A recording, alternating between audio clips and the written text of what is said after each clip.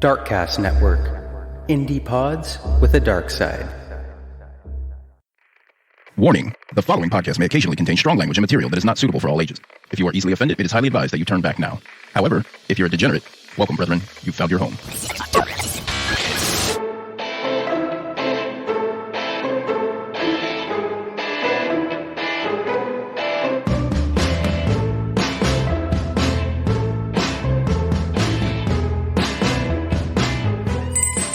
Welcome to the Crime Diner. We were a Jersey podcast. And on the menu, we had a variety of true crimes, cults, mysteries, historical hilarities, and sometimes victim stories. And I invite you to go back and listen to all of those because this is our last episode. It is. We are closing our doors.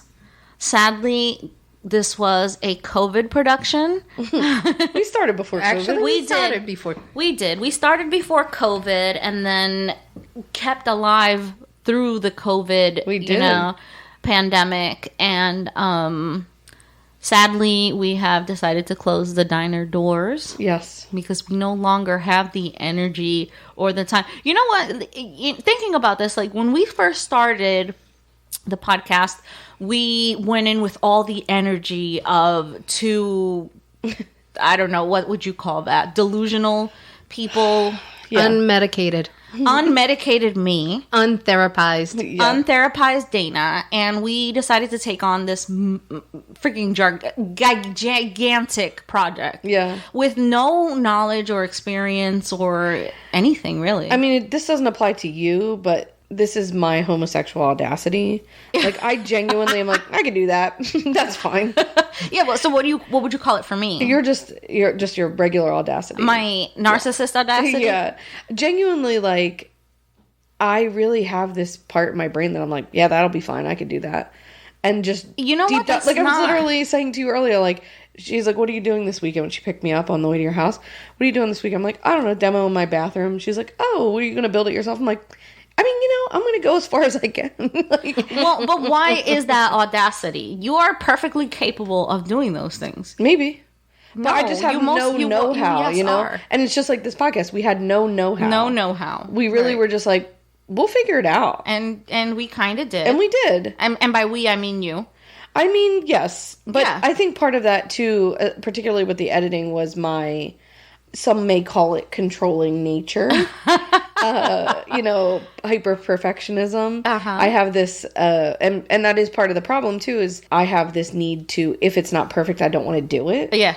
And so when things started to fall apart, it's like, well, this is not gonna, I don't want to put out something that. What do you mean things started to fall apart? Not fall apart, but like towards the end, like, when we've been discussing like closing the doors. Right. It's like, it got hard, it got like a lot of work, and you're doing your thing and I'm doing my thing. See, what happened in this, I gave it some thought. Okay. What happened is that when we first started, it was pre-COVID. We started in October 2019. Yeah. So we had the energy and the momentum of starting this new thing. Yeah. You were in the middle of therapy, so you were like, you were out there just trying new things. I was trying so many new things. Very much unmedicated. Yeah. And then COVID hit. Yeah. And the fact that we were at home doing less, you know what I mean? Not necessarily doing less, but had less pressure on our backs to work outside of the home and everything. That gave us more time to spend and dedicate to the podcast. Sure. And we did the weeks We Ruin. We did a series of that. And a lot of our podcast episodes were us contemplating, how it's okay that we're stuck inside the house and can't do these things because these terrible things happened, which was a really good concept. I really enjoyed doing that. Yes. Because we had plenty of material with that, right? Yeah. And everything was very much themed. And it was still about food. And I think that was what hurt us most, that we tied this to food, and it made perfect sense. And it was, in my opinion, it was a good concept for a podcast. It was something that nobody else was really doing, tying food in with, with what we were doing. And that's generally, as being friends, that's what we've always done. We've always done that. And we've always themed food and gathered. Yeah, and not just us as friends, but like culturally, most of us either have all of our celebrations around food, all our Right. mourning around food. Yes. If you're stressed, you eat. If Right. you're, excited, you eat. And so there was something there for us Right. that this, food-based and podcast. we were genuine about the food.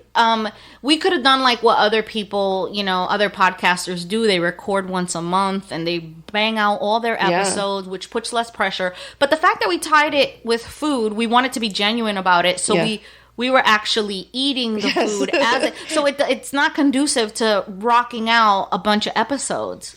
And I'm going to say, you're right about that concept, because when we announced that we were closing, one of the things that they kept mentioning from different podcasters, they were like, your concept was so different, even though it had a genre of that was very common and that's very commonplace around. Right. But the food kind of made it so different. It's unique. It was unique, and people enjoyed listening to our banter, and they expected the banter at the beginning. Right. And you either loved our banter, you loved Dana's fail stories, or you didn't. I mean, I'm going to say there is a theory out there that one of our podcasters put in a voice memo for us about why we're really closing the diner doors. Oh, shit. We'll get to that. Oh, okay. We have things. So we're going to talk about the podcast. We're going to talk about our favorite moments. We're going to talk about our friendship. And we're going to talk about, we have listeners send us messages. We have other podcasts that send us messages. And we're just going to chat today. Yeah. And talk about, how we're feeling. It's an episode of banter. Yeah. Yeah. Yeah. And if you don't like that, there's no skip just time. Bow out. Yeah. Just bow out. Yeah, this is just not do your like episode. Granny 64 or whatever the hell she was, and just be like, nope, no thanks. No thanks. Also, I want to just put it out there that she wasn't the one that made us quit. No. We were definitely enjoyed that comment. Yeah, and that we had already made the decision. Long before that. I think. And so I'll finish up with this. Once COVID was in our past, in the past, we realized all the things that we didn't get the time to do because we were so tied to this podcast. And I finally got the medication that I severely needed. If you notice me when the podcast started, me and Dana, both of us, we've both come a long way from, we've therapized ourselves. So if you notice from the beginning, the things that I gravitated towards, the things that Dana, she wasn't so bloody as me, but maybe her fail stories are different. I don't know, but Dana's been therapized and I've been medicated. And so talking about other people's worst days just wasn't, I don't want to say fun, but it just stopped being something that I focused on anymore. You know what I mean? Or something I just didn't want to, I don't know. I like listening to true crime. It felt more heavy. It just felt a lot heavier. And with everything, like what, like you said, we started this podcast before COVID, and this is not my opinion about why the podcast is specifically ending, but you're sort of, touching on something for me that maybe I hadn't realized yet. We started this podcast in a place where, me personally, my life was like in shambles. Right. And as my throat, sorry. My stomach, my throat. Now it's your turn. Yeah. My life was in shambles before this podcast. If you have been with us from the beginning, or if you started at the beginning, or if you go back and listen, I think one of the very first episodes, I had said something along the lines of like, if you ever took me on a date in the woods, like blah, blah, blah. And during COVID, I really gained this love and respect for nature and the outdoors and being outside, and like really found something that I had been lacking since I was a little kid. When I was a little kid, I always rode my bike and played outside, and like, we went camping as kids and did all this, and I had lost that. Your stomach wants to say. My stomach is like, you've been holding it in for 4 years. Your stomach wants to say something. And that is a thing that, like, while I love this podcast, while I love the time that I spend with you guys, it really does take up so much time. And like, I had come to a point, a place that I'm like, damn, we're missing lots of other things that I want to do. Right. Right. And it would have been possible. Like, we were just talking about this as we were driving down here. A lot of people asked me, why are you guys ending the podcast? It was so fun, blah, blah, blah. And I'm like, because we didn't have the amount of support necessary to make this your only thing. Right. When it's not your only thing, I can't even explain to you how difficult it was sometimes, especially since we didn't copy directly from another source and paste. That's hard. We didn't do that. We took things from other sources. We only got ChatGPT like 3 episodes ago. I mean, honestly. And then couldn't trust it. Yeah, you couldn't trust it. Exactly. Yeah. But, like, it was a lot of work. It was like writing a thesis paper every week. And I was a terrible student. I mean, terrible student. And yeah, genuinely, like, I remember there was an episode years ago of My Favorite Murder, and then being like, why the fuck would we do a podcast where we have to write a book report every week? And I'm like, why didn't I listen to that? I listened to that episode before we started this fucking podcast. I know. And I'm like, no, this will be fine. Right. And, you know, this wasn't my initial idea of what I wanted the podcast to be, but it is what happened. And I mean, it was hard. honestly, your initial goal was to have an interview every other week. Yes. Right. And y'all started out with a lot. Yes. Because y'all started with every week you were going to do a full report, each of y'all. Yeah. Right. Then the following week you were still going to do a report, each of y'all, plus an interview around that. And then it was like, that's a lot of information. We struggled in the beginning to really find our footing. Yeah, to find out what podcast we were going to be, what we were going to be. We even had to change our name because we were like, this isn't working. This name doesn't describe what we do. Yeah. You know what I mean? And so, you know, now going forward, if I had to do another podcast, and I mean, you know, who knows? I mean, I don't know what kind of crazy ideas I'll get in my head next time. But I did this because you were so sad. Yeah. You know what I mean? Like, we literally even recorded an episode that never aired with Dana's ex. This podcast literally happened as Dana's life was imploding around her.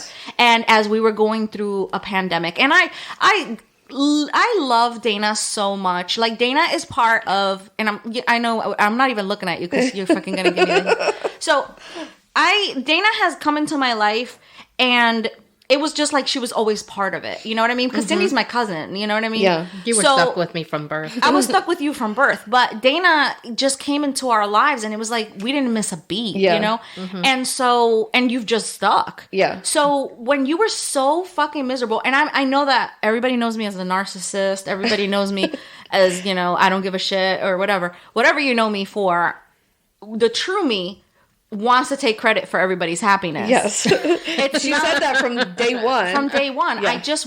I want people to be happy, but it's more narcissistic than intrinsic love. I want you to be happy, but I want you to owe me your happiness. Right. So when you said you wanted to do the podcast, I was like, yes, I'm here for it, queen. Yeah. And like, you know, one of the things about me that I have not only noticed, tragically noticed, but really have been fixating on quite a bit lately is that I have a big ambition and no drive. Lots of thoughts, but no real like way to get them going. So when I said I wanted to start a podcast, there were microphones here before I came to your house. Yeah. And I was like, whoa. Like, I was like, chill the fuck out. Like, this is like, I didn't even know where I was like living. I moved in the midst of like all of that happening. And you didn't know how to like back out of it. no, my God, no. Once the microphones are here, I was like, you know, holy shit. Now, I will tell you one of the things that I think was a grave error on not only my part, but our part in right out of the gate. Yeah.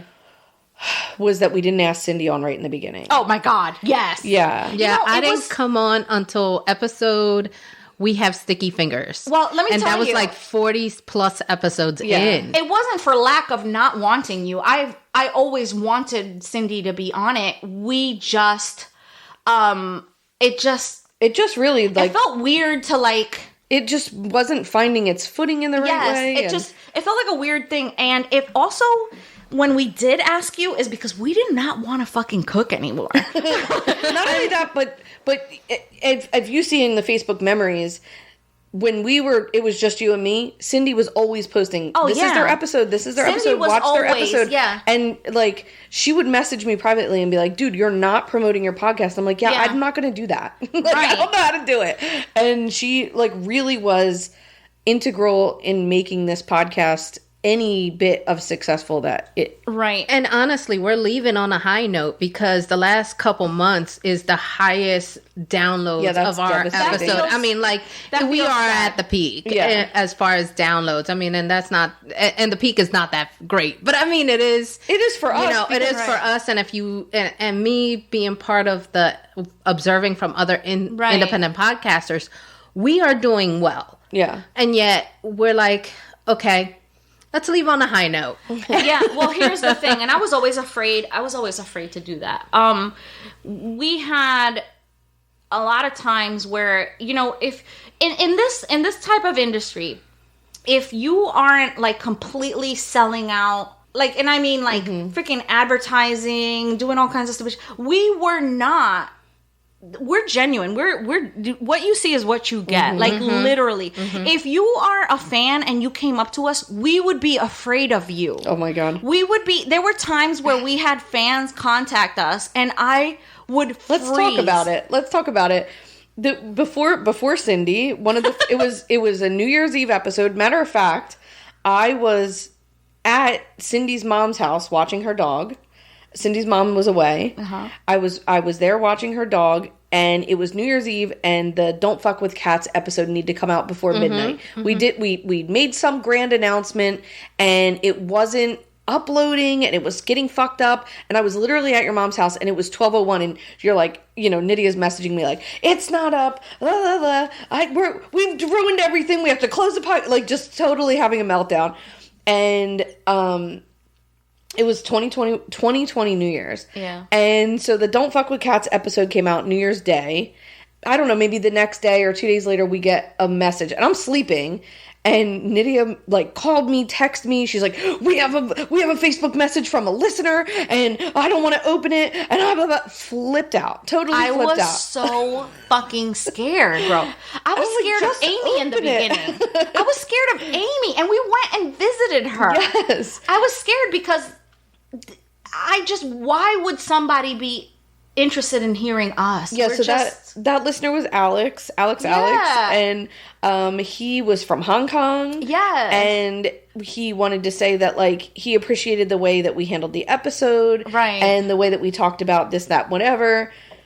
And that was probably one of the first times that I was like, I mean, besides the first episode when we, like, first uploaded it and, like, 30 people listened to it, I was like, what 30 people? Who was it? Do we know who they were? Where are they from? And, like, people from other states were listening. And we were, like, bugging about that. Right. But this was the first time that, like, someone we didn't know, like, reached out in a way that was like, we hear you. Yeah. Like, we're hear you. We're listening to what you're saying. Yes. And fuck it was scary. Every word that came out of my mouth was so more guarded. Yes. I wouldn't say guarded to the point, because I think that came with time.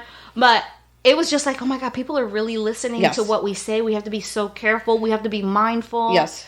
You know, and we struggled a lot with that too. I mean, we aren't by nature careful, mindful people. If anything comes out of my mouth that ever offended you, trust and believe that it wasn't intentional. I'm just a dumbass. But and there's Dana a lot is very guarded. Yeah. We're really, like, you know, we're just regular Joe Schmoes. So, like, yeah, like such regular Joe Schmoes. And the world has, in the 3 or 4 years, the world has changed so much. Absolutely. That there were things that, like, we've thought, like, we should go back and pull this episode. We should go back and change this. We should go back and change that. And, like, in the end, we didn't really do a ton of that. Right. Most of that was me on my part of just being, like, overly cautious or worried or, like, scared of whatever. But aside from no thanks, we really never had anyone, like, give us a hard time. Never. No. Or, you know, say anything truly negative to us. Never. It's been nothing but genuine, like, love and affection and, like,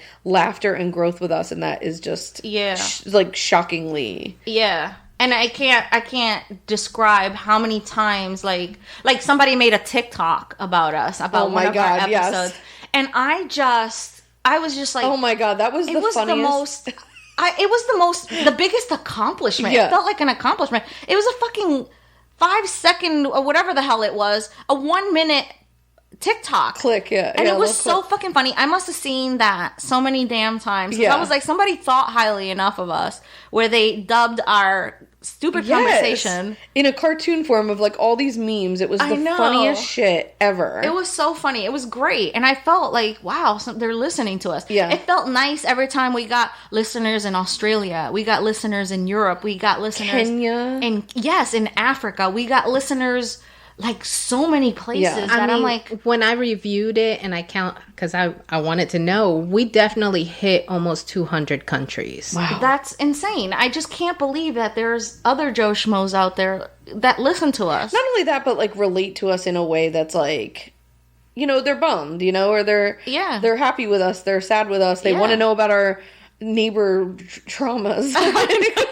The amount of comments I've gotten about the neighbor wars, and I'm like, it was nothing. Like it was like I've said really wild shit on this podcast. Yeah, like, yeah. You know what I mean? Like, or even like people relating to my students, to my student stories. Yes. You know what I mean? And I don't know.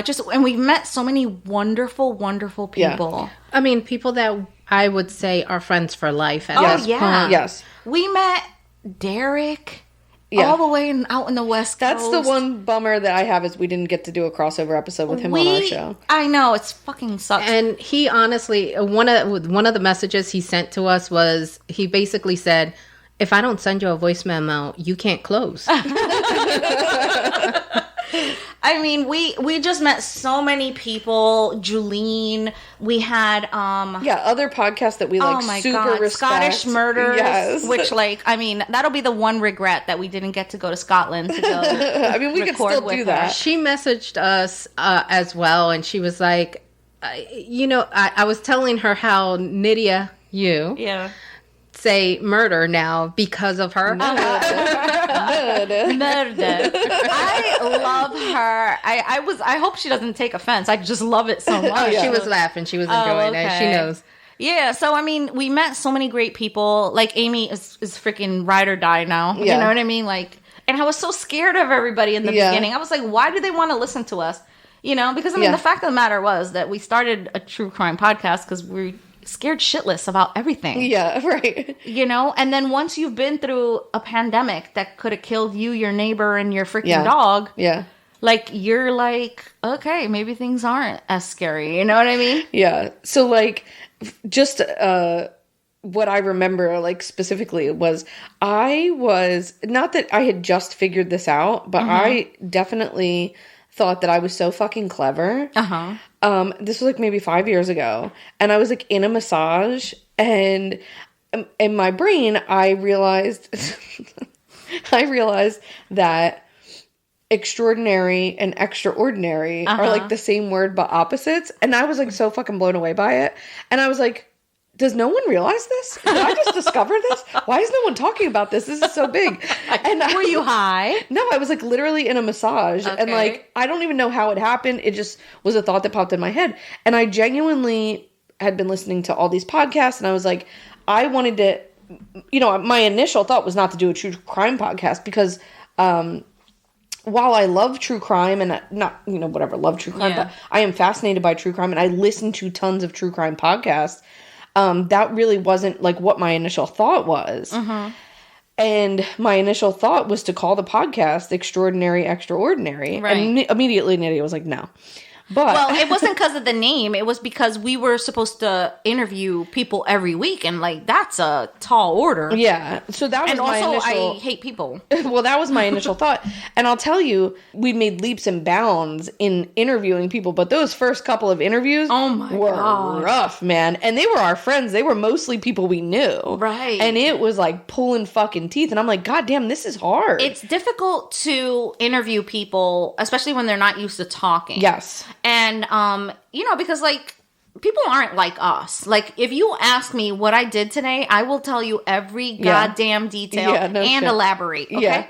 Yeah. You're the same, right? Some people aren't like that. Yeah. And so, you know, you could have found a body in the woods, but maybe you didn't want to talk about it the way that we wanted to hear it. You know, it was hard because, you know, the way I would tell a story or the way you would tell a story, right. You know, we would like ask them questions, and like Nydia and I would talk over each other. Oh my and, like, God. it was really, really rough to Yeah. like in those beginning episodes to like figure it out. Oh my God, yeah. I think we've made leaps and bounds in the interview.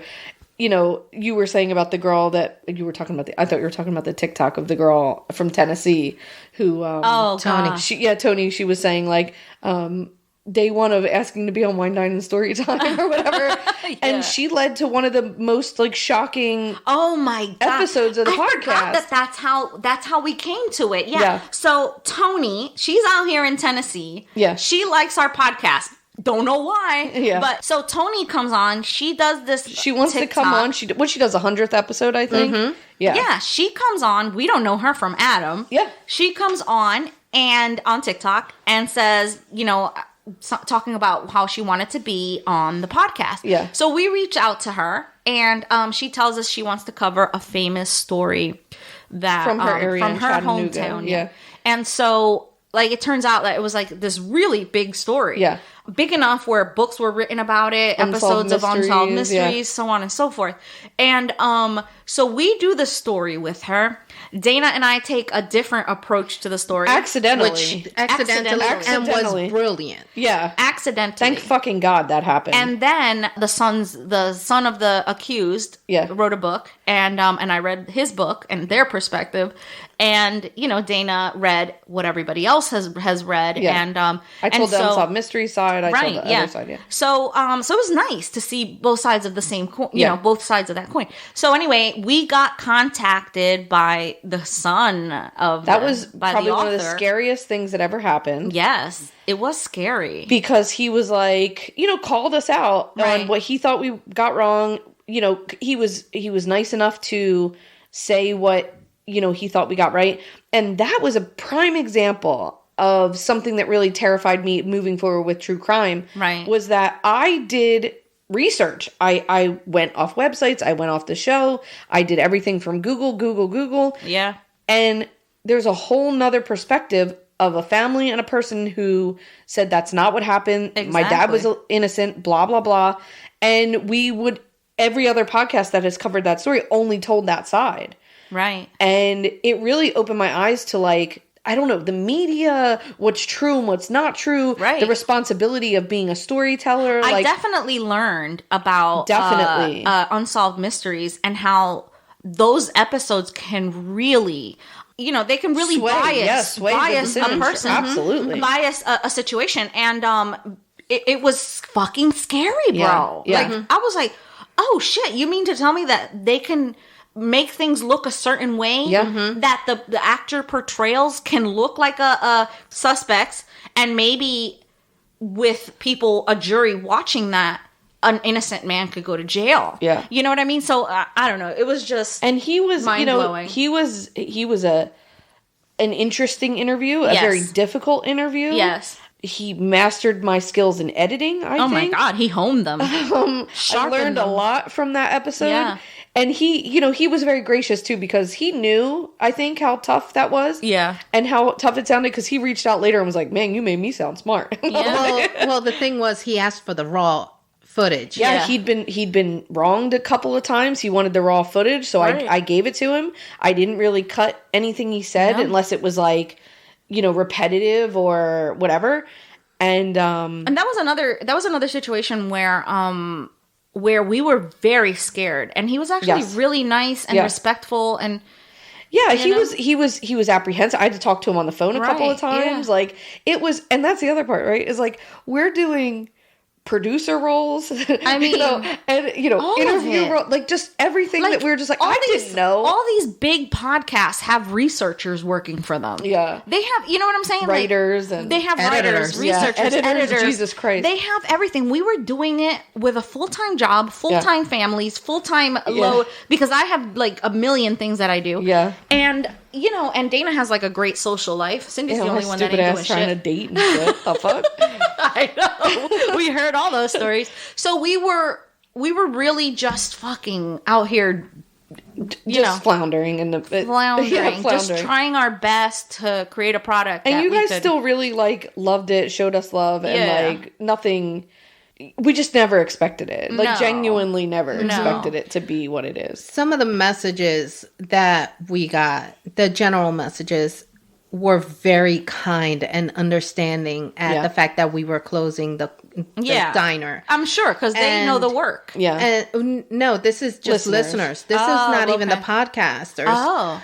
I actually had listeners that just run-of-the-mill people that just found us, and they said, it's sad, but I understand you have to enjoy your life. Yeah. Right. And that was a common theme throughout the messages and just the comments that I got on a regular. And these were actual like run-of-the-mill listeners that came through. And it was just so kind that they were still supportive. Yeah. Even though we're closing the doors. Yeah. You know? Do you want to play one now? We'll start getting them going. Yes. You know I'm going to miss the podcast, but ultimately I'm happy y'all are doing what's best for you. Thank you for the 4 years. Thank you for giving me so many wine, chicken, and murder from New Jersey and otherwise. So for one last time, cheers. Oh, I love her. I love her voice. yes, Amy. Oh my God. So I poached Amy from a My Favorite Murder podcast Facebook group. I was steady poaching people from My Favorite Murder groups. Because, you know, what will happen in those groups, I'm in every goddamn Murderino group you could possibly imagine. What would happen when people would be like, oh, I finished all the podcasts. Do you guys have other podcasts? And everybody would be like, you know, whatever, other murder podcasts. Crime junkies, listen to this, listen to that. And I would always go on there and say the same thing. Like, my friend and I started a podcast. It's just us, you know, talking. We talk about true crime. You know, we think that you'll like it if you like My Favorite Murder. Not like saying that we're anything like My Favorite Murder, but we think we're in the same vein as that, you know. Right. Like they were just two dummies just like fucking. Yeah, two dummies talking into a microphone. Yeah. And Amy was there from day one. Yeah. I mean, it feels like it. I don't know when supporting from like out of the gate. I mean, out of the gate. Out of the gate. And it did always scare me when a My Favorite Murder listener would listen. Right, because you just wanted them to be. Yeah, because listen, those My Favorite Murder listeners can be critical. Yeah, I'm you know, sure. And they're tough. They've raked Karen and Georgia through the coals. You know what I'm saying? Yeah. And so. That always like made me a little bit nervous because like, you know, of course we would never ever be working on that same kind of scale. No. But Amy just showed up.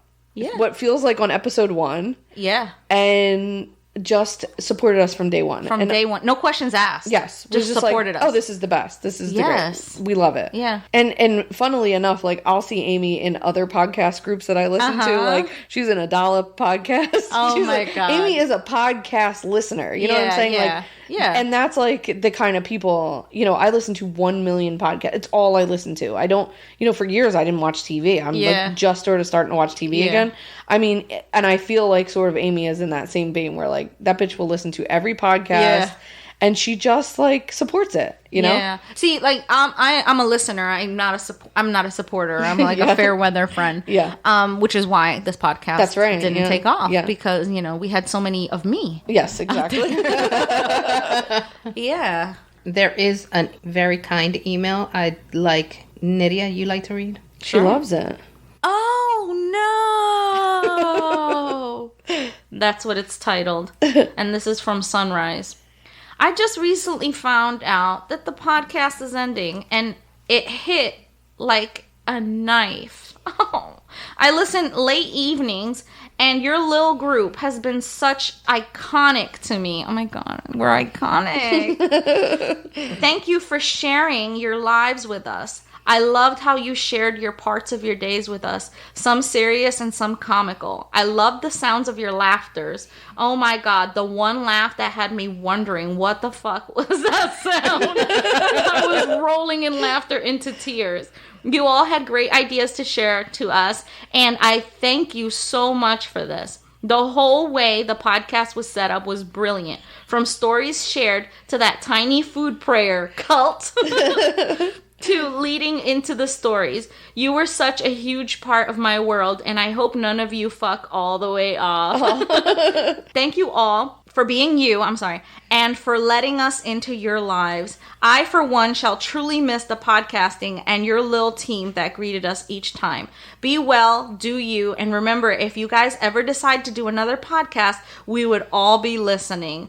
I feel a part of me has been taken away. There's so much more to say. But for now, I can only say thank you all for being you. Enjoyed every cast over here in Ontario, Canada. Peace out. Oh, and it has like a lot of crying faces, crying emojis.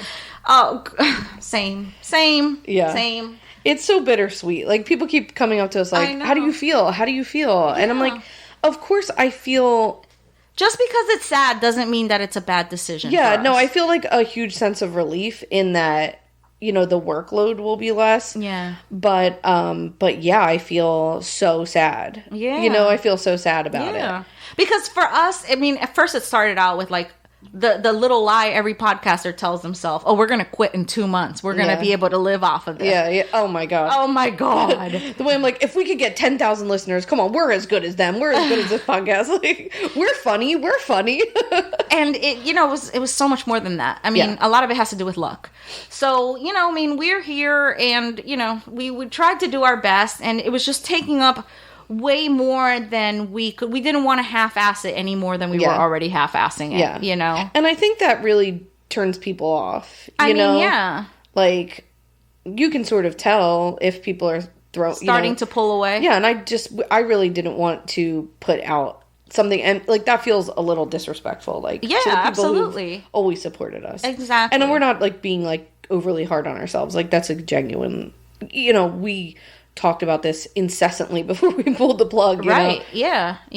Well, and Cindy and I did anyway. We had Nydia was not accepting reality yet, and she kept leaving us every time we started the conversation. She's like, let me know, bye. Yeah, I just wanted to leave it in your hands because I would suffer through it. Well, yeah. So, if you were really excited about doing this, of course, I would suffer through it. But I noticed that everybody was on the same boat. Right. In making this podcast grow, I think that a little of us would have had to sell out, or like I said before, you know what I mean? Like, we had the opportunity to do a interview. I couldn't do it. So I did an episode about a British serial killer from like the first female serial killer hung in Britain or something. Right. And I genuinely don't even know what the fuck that was about. So we got a message. I guess Darkcast got a message. Our network got the message and forwarded it to us. From a fucking producer in London that wanted to interview the Crime Diner about that episode. And so initially you guys were like, this was a big network. Yeah, it was like their so here's what happened was, I have a friend who's from England. Right. And I was like, who is this? Like, what kind of show is this? Right. And she looked it up and she was like, oh, fuck, this is fucking Piers Morgan. Like, Piers Morgan's on this show, he's a huge fucking name. But Piers Morgan, that's like the Britain's version of Fox News. Right. And I did not feel comfortable. And I'll straight up fucking tell you, like, one, I was fucking shit my pants. I would have done it. Right. If I knew it was a place that I wasn't going to get attacked. Right. But I'm like, I'm not gonna, my stupid ass that did fucking 3 hours of research on a fucking crime from London in the 1800s. That literally, like, I read you the fucking Wikipedia article, basically. You know what I'm saying? Yeah, basically. You know, there was information in there, but, like, I didn't tell you anything that, like, that people you don't know. Yeah.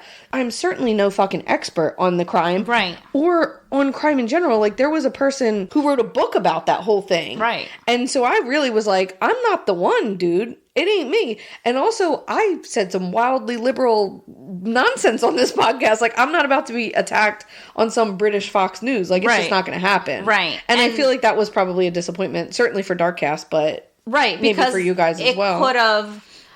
Well, that's when I knew that we didn't have what it takes to get us where we needed to be. Yeah. I didn't have it, and Cindy didn't have. Well, maybe Cindy did. Cindy might, yeah. But I that's when I knew. Yeah. That's when I started to say, okay, this is no longer going to be worth our time, because that would have elevated to a status where we could have started pulling some money. Strong disagree, because I feel like that would have attracted, this was my whole argument, was that would have attracted the wrong people to this show.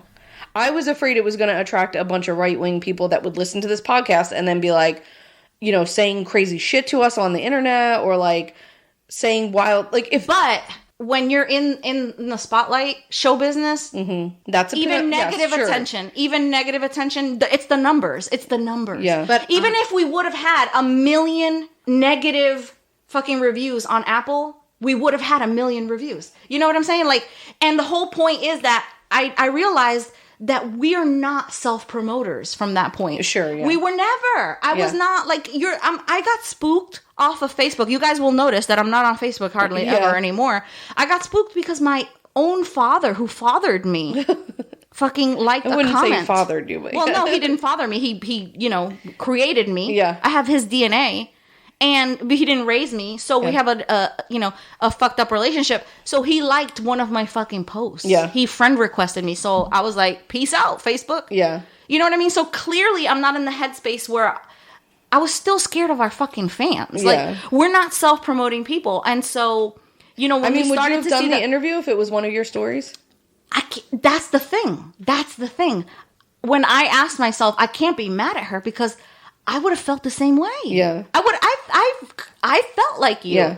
I just wanted you to do the thing that I wouldn't dare. Yeah, right. You know what I'm saying? Yeah, I would have wanted you to do it. Yeah, definitely. and so that's the thing. I was like, man, that's not. And also, were we prepared to get big?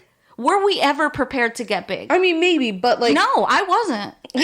I wasn't. Yeah. You know what I'm saying? Fair enough. I mean, I'm being honest with that's myself. good. Yeah, no, that's good to know. I wasn't. Like, if you tell me I have to quit my job that I quit every you couldn't have, though, because you're 5 years away from a pension. Like, I'm 5 years away from a freaking pension. Yeah, there's no way.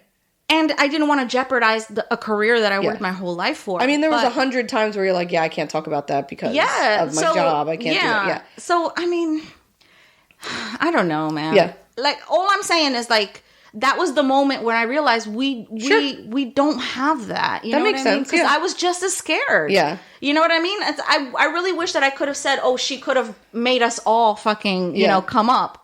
Honestly, I saw it when y'all were by yourselves not promoting any of your episodes. Yeah. And I was like, do you want listeners? Yeah, we're just... And I was like... Yeah, I have a hard time chasing things like that. Yeah, we're a couple of, you know, just regular people that, like, if you wave at us at the supermarket, we're like, what the fuck was that about? Yeah, right. You know what I mean? Like, the fuck? What? I mean, in my brain, like, not to keep bringing up My Favorite Murder, but I would love to show up, read the story someone else wrote for me. Absolutely. Be funny a little bit. Right. And then not have to edit it or promote it at all. Like, that's a great gig. Exactly. You know? Exactly. And then be millionaires. And I think that's what we thought this was going to be, because we're not self-promoters. Yeah. We had a lot of different opportunities that we could have sought out. We didn't. Yeah. You know what I mean? Like, we could have ran with a lot of different things, and we didn't. And the people that can do that do really well. And absolutely. They're doing well. Yeah. And so, you know, we can't fault them for that. But I also can't get mad at myself. I am the way that I am. Yeah, sure. Mm-hmm. You know what I mean? Mm-hmm. So ultimately, you know, we suck. No. Pretty much. So one of the things that she mentioned was when she heard the laugh and she was like, what the fuck? Yeah. That laugh came on the first episode that aired. Was our anniversary episode, the New Jersey Friends Chicken Wine Secret Society. And first of all, that phrase, New Jersey Friends Chicken and Wine, it was actually Murder Podcast, was coined by Amy's boyfriend, Christian, because he was like, are you listening to that New Jersey New Jersey Murder Crime New Jersey Chicken and Friends podcast? And we changed the episode, so like the title so many times, but that was where that laugh came up from. And I was going back trying to find where did it originated from. And then Dana today told me, oh, you're not going to find that because that was during our eating moments, which we did. Of course, we weren't going to force y'all to listen to us chewing. With cutting that out. Some of the funniest shit was done during that time, too. Oh, yeah. So I don't know how we're going to display it, but one of the things that we've relentlessly cut from this podcast, relentlessly, I mean, it's probably going to be an hour long, I don't know, is Nydia burping. I have hundreds and hundreds of burps that initially I would just cut them, and then I'm like, you know what, I'm going to fucking save these because she needs to know how much of a nuisance she is. Well, it was nervous gas. Because you have stopped doing it. But for the first fucking 3 years of this podcast, she would burp incessantly. And so I cut it, and I have it in a folder on my laptop. I mean, hundreds and hundreds of burps. And many of them are hundreds of burps, and then Cindy laughing for 5 minutes about it. Oh, yeah. So I don't know how we'll display it, but I was going to post them somewhere. So that laugh at the end of every episode is Cindy's bronchial laugh. Yes. Yeah. That I've had as a child. Yes. So Did you really? Yes. Yeah. 4-year-old Cindy had that laugh. That is fucking hilarious. Yes. So she sounds like Godzilla. Yeah. Like Godzilla's cry. So that's her laugh. And there's this lady on TikTok that's like famous for that laugh. Her son like attacks her and makes her... Bro, yeah. It's so funny, yeah. Mm-hmm. So Cindy has that laugh, and for years I used to make fun of her, and then I got COVID, and I was like recovering from it, and I laughed, and I had a bronchial laugh, and I was like, well, now I have to kill myself. And it never came back, thankfully. People have loved this laugh. Yes. We also have a friend, a podcaster friend, that also had some things to say about our diner and his perspective as to why we closed. Oh. Okay, let's hear it. And then he also mentions the laugh. Hello, you guys. It's your pal, Jim, from the Film Rage podcast. It is with great sadness to hear the diner has been condemned because of a terrible infestation. The hidden corpse meat found in the storage lockers, freezer, and under the floorboards, which, although added an aroma of phantasmagorical to the ambiance of this fine establishment, apparently means that a scene from the infamous film Chained Heat is in the future cards for our famed patrons. Not gonna lie, I'm looking forward to this highly anticipated sequel to this cinematic franchise.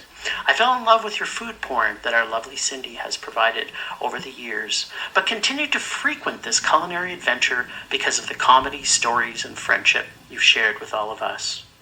As we may say on any Yelp review, you always eat with your eyes, which always delivered, but you kept me coming back for the cannibalism and life lessons y'all learned me. Please know I am saddened to hear you close your doors for good. I still have your episode closure laughter as my ringtone, for which I always get weird glances at the grocery store by middle-aged Karens when it goes off full blast in the checkout line. And for this and many reasons, I will love and respect you all for life. That's so sweet. Oh my God. I'm going to cry. I'm going to cry before this episode is over. First of all, how is he not on radio and fucking television with that voice? He's a podcaster. Yeah, he is. Like I said, how is he not profiting off of his voice? That's one of our Canada podcasts.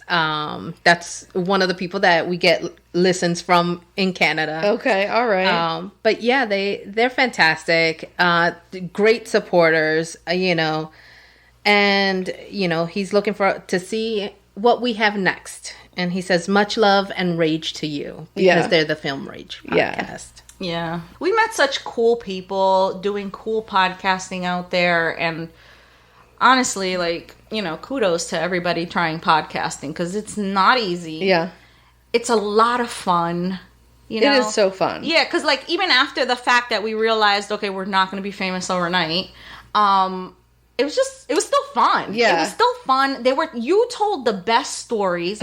You really opened up my eyes with just fucking exposing some shit that I had never heard of, because you're strong, your niche was historical hilarity. Yeah. And so the stuff that you would tell, stuff I never heard, the Night Witches, which was fucking feminist, a feminist yell. There were stories that you did that were just so cool. That what's the problem with government cheese? Oh, yeah. That's a popular episode. They always mention that one. Yeah. That was a funny episode. It was. And also you were hilarious in that episode. I'm sorry. I've got to say, Night Witches, as I was reading some of the comments and some of the messages that we were getting from different people, one of the episodes that made them come over and listen to us on a regular, because other podcasters were sharing it as well on their podcast. This is Jamie on Instagram sent a message. I found y'all, another podcast I listened to shared y'all. And they said, I'm so sad, but understand life is life and things change. The episode with Night Witches is what brought me to you. And that was, I heard that at least 3 and 4 times. Yeah. So that was a very strong episode. Yeah. I mean, I remember one podcaster, she shared it on her podcast and she got 30 times the listens that we got on our own podcast. I was like, really? But because she played it on her podcast, we had an influx of people, new people that came to listen to us. You know, the thing is about some of the stories that I would pick, I really tried to, I know history is certainly not for everybody. So when I would pick an episode, I would really be like, how is Nydia going to feel about this episode? And I think the thing about Night Witches was, and some of the other ones, like the first episode when we came back for Crime Diner, I did the diamond heist lady that stole all the rings away. And the thing about those episodes, to me, that was really, really impactful, while the story was compelling, particularly with the Night Witches, you guys really would get so hyped for it. And I really think that made a difference. You know, like when we all 3 weren't on, you could tell. You know what I mean? If one of us wasn't feeling great or one of us was distracted with life or whatever the case, you could feel it, you know? Yeah. And those episodes in particular, you guys got so hyped for the food or the story or getting like, you know, like, it was a feminist, like, you know, cry in the night or whatever. And people really seemed to like that. Yeah, there was a lot of, there were some stories that I was really proud to tell. Yes. That I felt like I did, like, enough research to write a book about it. Honestly, like some stories I did tons of research on. Where I was like super proud of it. And honestly, I could take all of that work and really write a crime book if I wanted to, because it was that worthy. Absolutely. Took lots of sources. I went into court documents. There were stories that got me, that fucking changed me forever. I will to this day say the Gwen Araujo story that I did, I'm changed because of that. That story just really Those stories me. are so upsetting always, and I certainly wouldn't have picked some of the stories that you picked. But when you would tell them, you know, they would affect me and the listeners in such a way, like I would really feel connected to those people, or really just deep like emotions for what happened to them. Those are hard topics to cover, and sometimes we would laugh at inappropriate times, or we'd make jokes, and like I'm a shithead jokester and so are you, and you know, sometimes, you know, I would be like, oh shit, were we laughing too much about that, or were we doing whatever? And you know, it was tough to I'm laughing because I'm thinking of the last episode that Dana did on this podcast. The most recent laugh. Why? Because, and she messaged me. She's like, should I cut what Nydia did? And I was like, absolutely not. You were very trashed. I still haven't listened to that episode. You were very trashed. Oh, it was fantastic. But I was very clear to you. I said, what I'm about to tell you is going to be sensitive. Don't laugh at it. And I laughed? Oh, yes. Oh my God. Girl. Not only did you laugh, you were like, oh, big butts. I like big butts and I cannot laugh. But don't.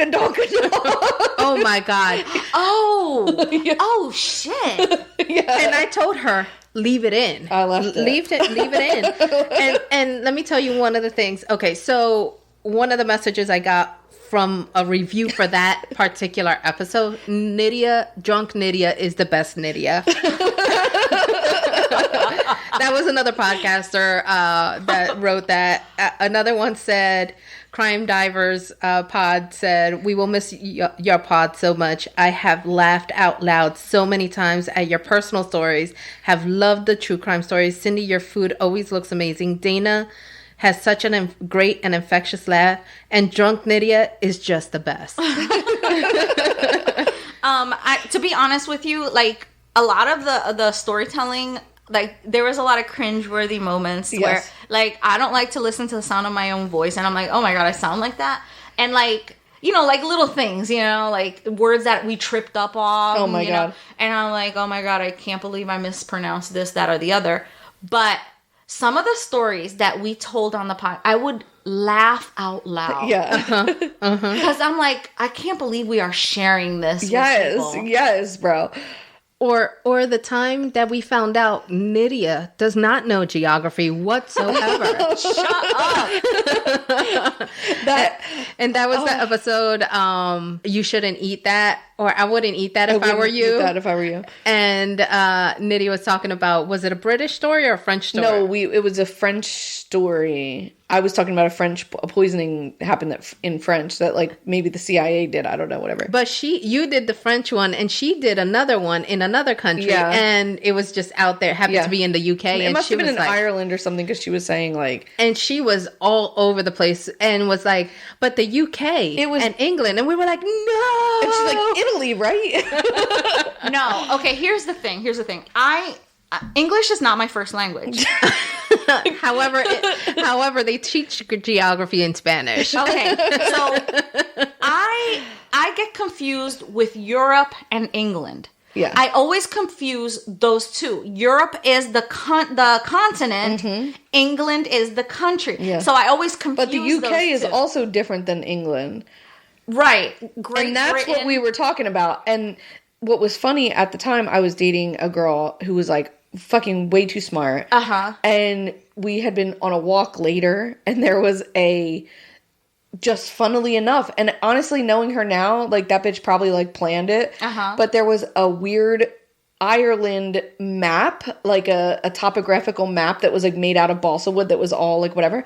And she was like, I like to discuss the geography of Ireland with you. And then goes on this whole like long rant about like the history of Ireland and Northern Ireland. And I was like, I know now. Thank you so much. Well, yeah. So I got a lot of flack for that. Yes, I did. Well, I will tell you, Petals of Support. She says, well, shit, I just finished the latest episode. Laughing and loving drunk Nydia. And then the big old dislike at the end. But I understand and am sad. Oh. Yeah. And Kay from Fuck My Life was like, drunk Nydia is the best Nydia. We will miss you. There was a few episodes. I stopped drinking as much because there was a few times where I was just like ruining shit for you.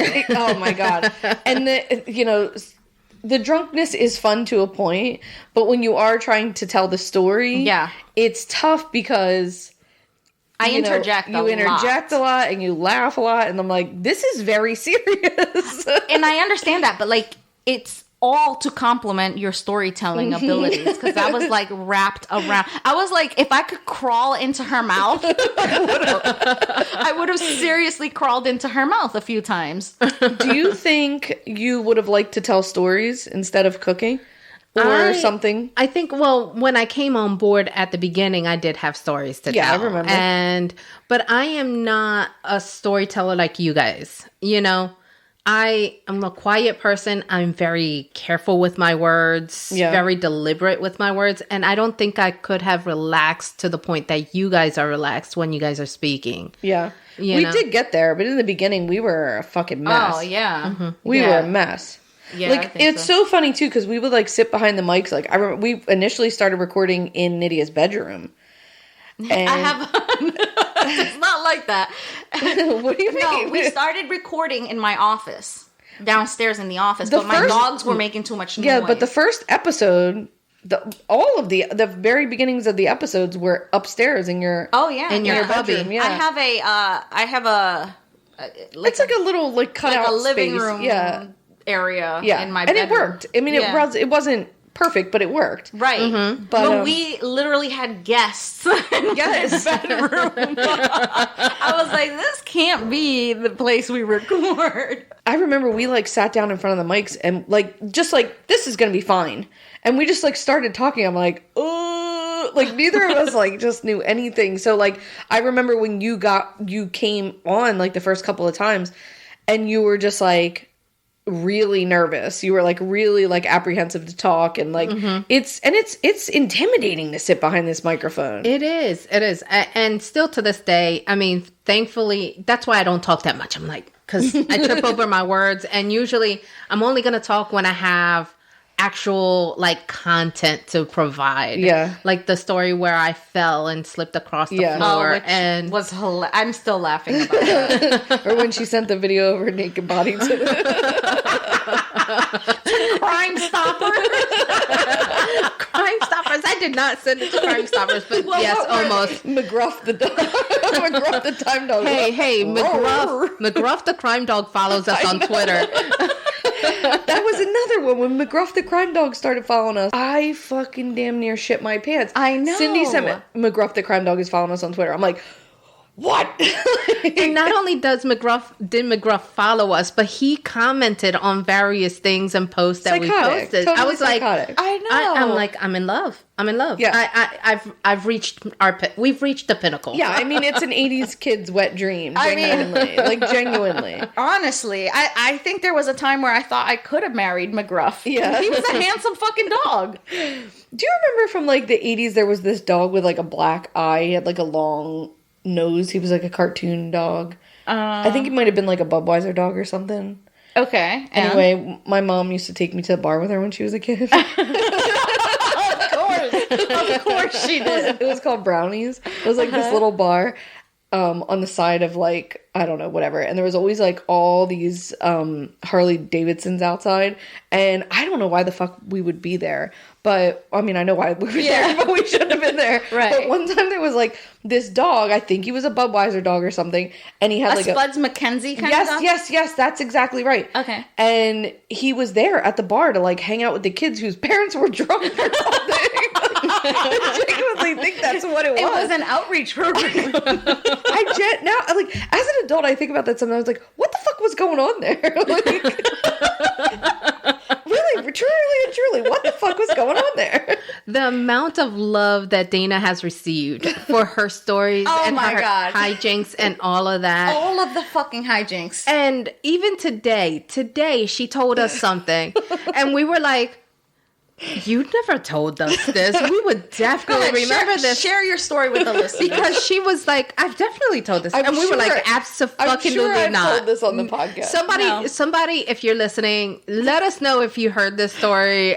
Dana, take it away with your story. This was definitely, 15 years ago. It was a long time ago. And I don't know why we were talking about this earlier, but we were talking about gynecologists or doctor's appointments.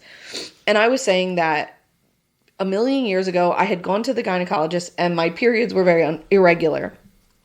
And, they ask you, like, when you fill out the paper, like, when was your last period? Or when did it start? And I'm like, I don't know, like, the 15th-ish. And I had made, like, a little triangle and, like a hook, like, for a arrow. And so I wrote the number 15 and, like, an arrow. And I wrote the letters ISH, like, 15th-ish, Right. Around the 15th. Around the 15th. I don't know when it started. Also, that little thing's called a caret. Oh, really? Yeah. The arrow? Yeah, that little arrow where you're adding to something is called a caret. Oh, well, thank you. I learned something new today. So I'm waiting in the waiting room and they take me back and they get you all set up. And I don't know if it was a nurse practitioner or if it was the doctor themselves. I don't know. This woman is like, going through my paperwork with me and she's like, I see that you would like to talk about genital odor. And I was like, what? No, why are you saying that? I was like, no. What? Did I check a weird box? Like, why are you saying that? And she was like, you wrote the word fish next to your period date. And I was like, no, I didn't. I said, the 15th-ish, my period is irregular. And the way I immediately went to every doctor and nurse in the back, like, of the room, of them being like, this bitch really wrote fish on her paperwork. What the fuck does fish mean? Because as a person who has an intake form for every client, like, sometimes you're like, why the fuck do you write this? This is the weirdest thing. Why would you write this? They probably thought I was so fucking weird. And, like, that happened at least a decade ago, probably 15 years ago. I genuinely think about that like once a month. Like when I get my period, I'm like, that was a weird thing to have happen to me. That was weird. Speaking of gynecologists, my gynecologist double dipped on me. Yes, that's why I think we told you told that on the podcast. No, Definitely. I don't remember your story because I would have laughed just as hard. Okay, I would have had rock solid abs. My gynecologist double dipped in the Vaseline vat as she was giving me a freaking. Oh yes, I remember that. you. But no, I don't remember about your fishy. Shut up, Cindy. Oh God, Yeah, so I mean, stories like that were told on the podcast. Stories like that were told. Wait, didn't you have something to say that happened to you? Oh, so this is less funny now that I've told the fish story, but Nydia gave me a bunch of pins for my birthday. I just turned 40. And so she gave me a bunch of drag queen pins or whatever. And so I was thinking, we bonded over that. Yes, definitely. We got through some of the hardest, COVID scariest times. Yes. Based on RuPaul's Drag Race and laughing at Yes. This. Yeah. Genuinely. Yeah. I just turned 40 this week. My friends and my girlfriend, my son actually really helped a lot, which is just whatever. Yeah. So, like, dear to me, genuinely. It threw me a surprise 40th birthday party. And it was so fun, and it was 80s themed. And I really did not see it coming. And so my girlfriend had bought me, like, this 80s outfit, and she, like, it was a windbreaker, like, shorts and shirt, whatever.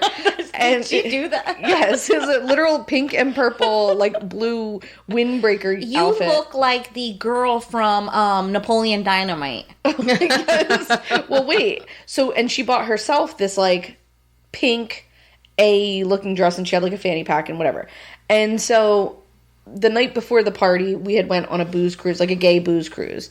And so fun, whatever. And then there was a little, like, impromptu drag show. We didn't know there was a drag show. The drag queens were like, oh, we have another drag show at this bar in Ventnor every Saturday if you guys want to come. So we bought tickets for last weekend. And so they're like, it's 80s themed. And great, whatever. But I didn't know the next day. So I had this whole outfit. So then the next week, I'm like, let's wear our 80s clothes to the drag show. Like, wouldn't that be so fun? Like, so I'm going to wear my windbreaker and she's going to wear her pink. And she was like, oh, no, I don't think we should do that. And I'm like, I think we definitely, like, what the fuck do you mean? Like, she bought me wigwams, okay? Like, I was wearing fucking wigwams. You definitely have to wear that. Yes. You gotta go in theme. Yes. So we get all dressed up. And also, so we get there and we realize that it's in a speakeasy. And the speakeasy is above an old-fashioned movie theater, like with the marquee and everything in Ventnor. It's just really cute. So we get there, and as soon as we walk in the door, I'm like, uh-oh. Because it's, like, really cute in there. Like, really, like, 1920s. Like, really, like a speakeasy. Okay? And You are definitely dressed for the wrong decade. So we walk in and she's got like a side pony, the whole bit. And The thing is that the pictures have to be posted of what your outfit looks like. 'Cause I didn't get to go to your party because I had my own plans. yeah, Dude, your outfit was so spot on 80s. yeah. So Barbie was playing at the movie theater, right?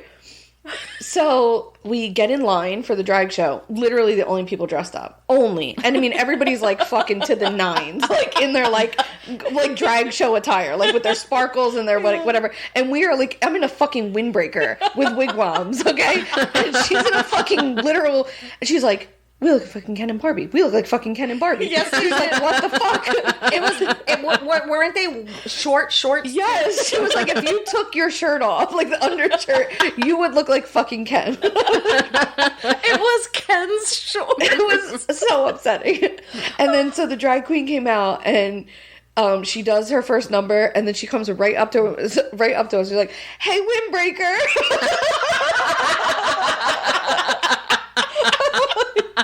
Like, we love a side pony moment. Just ripped us right out of the gate. Like, oh my God.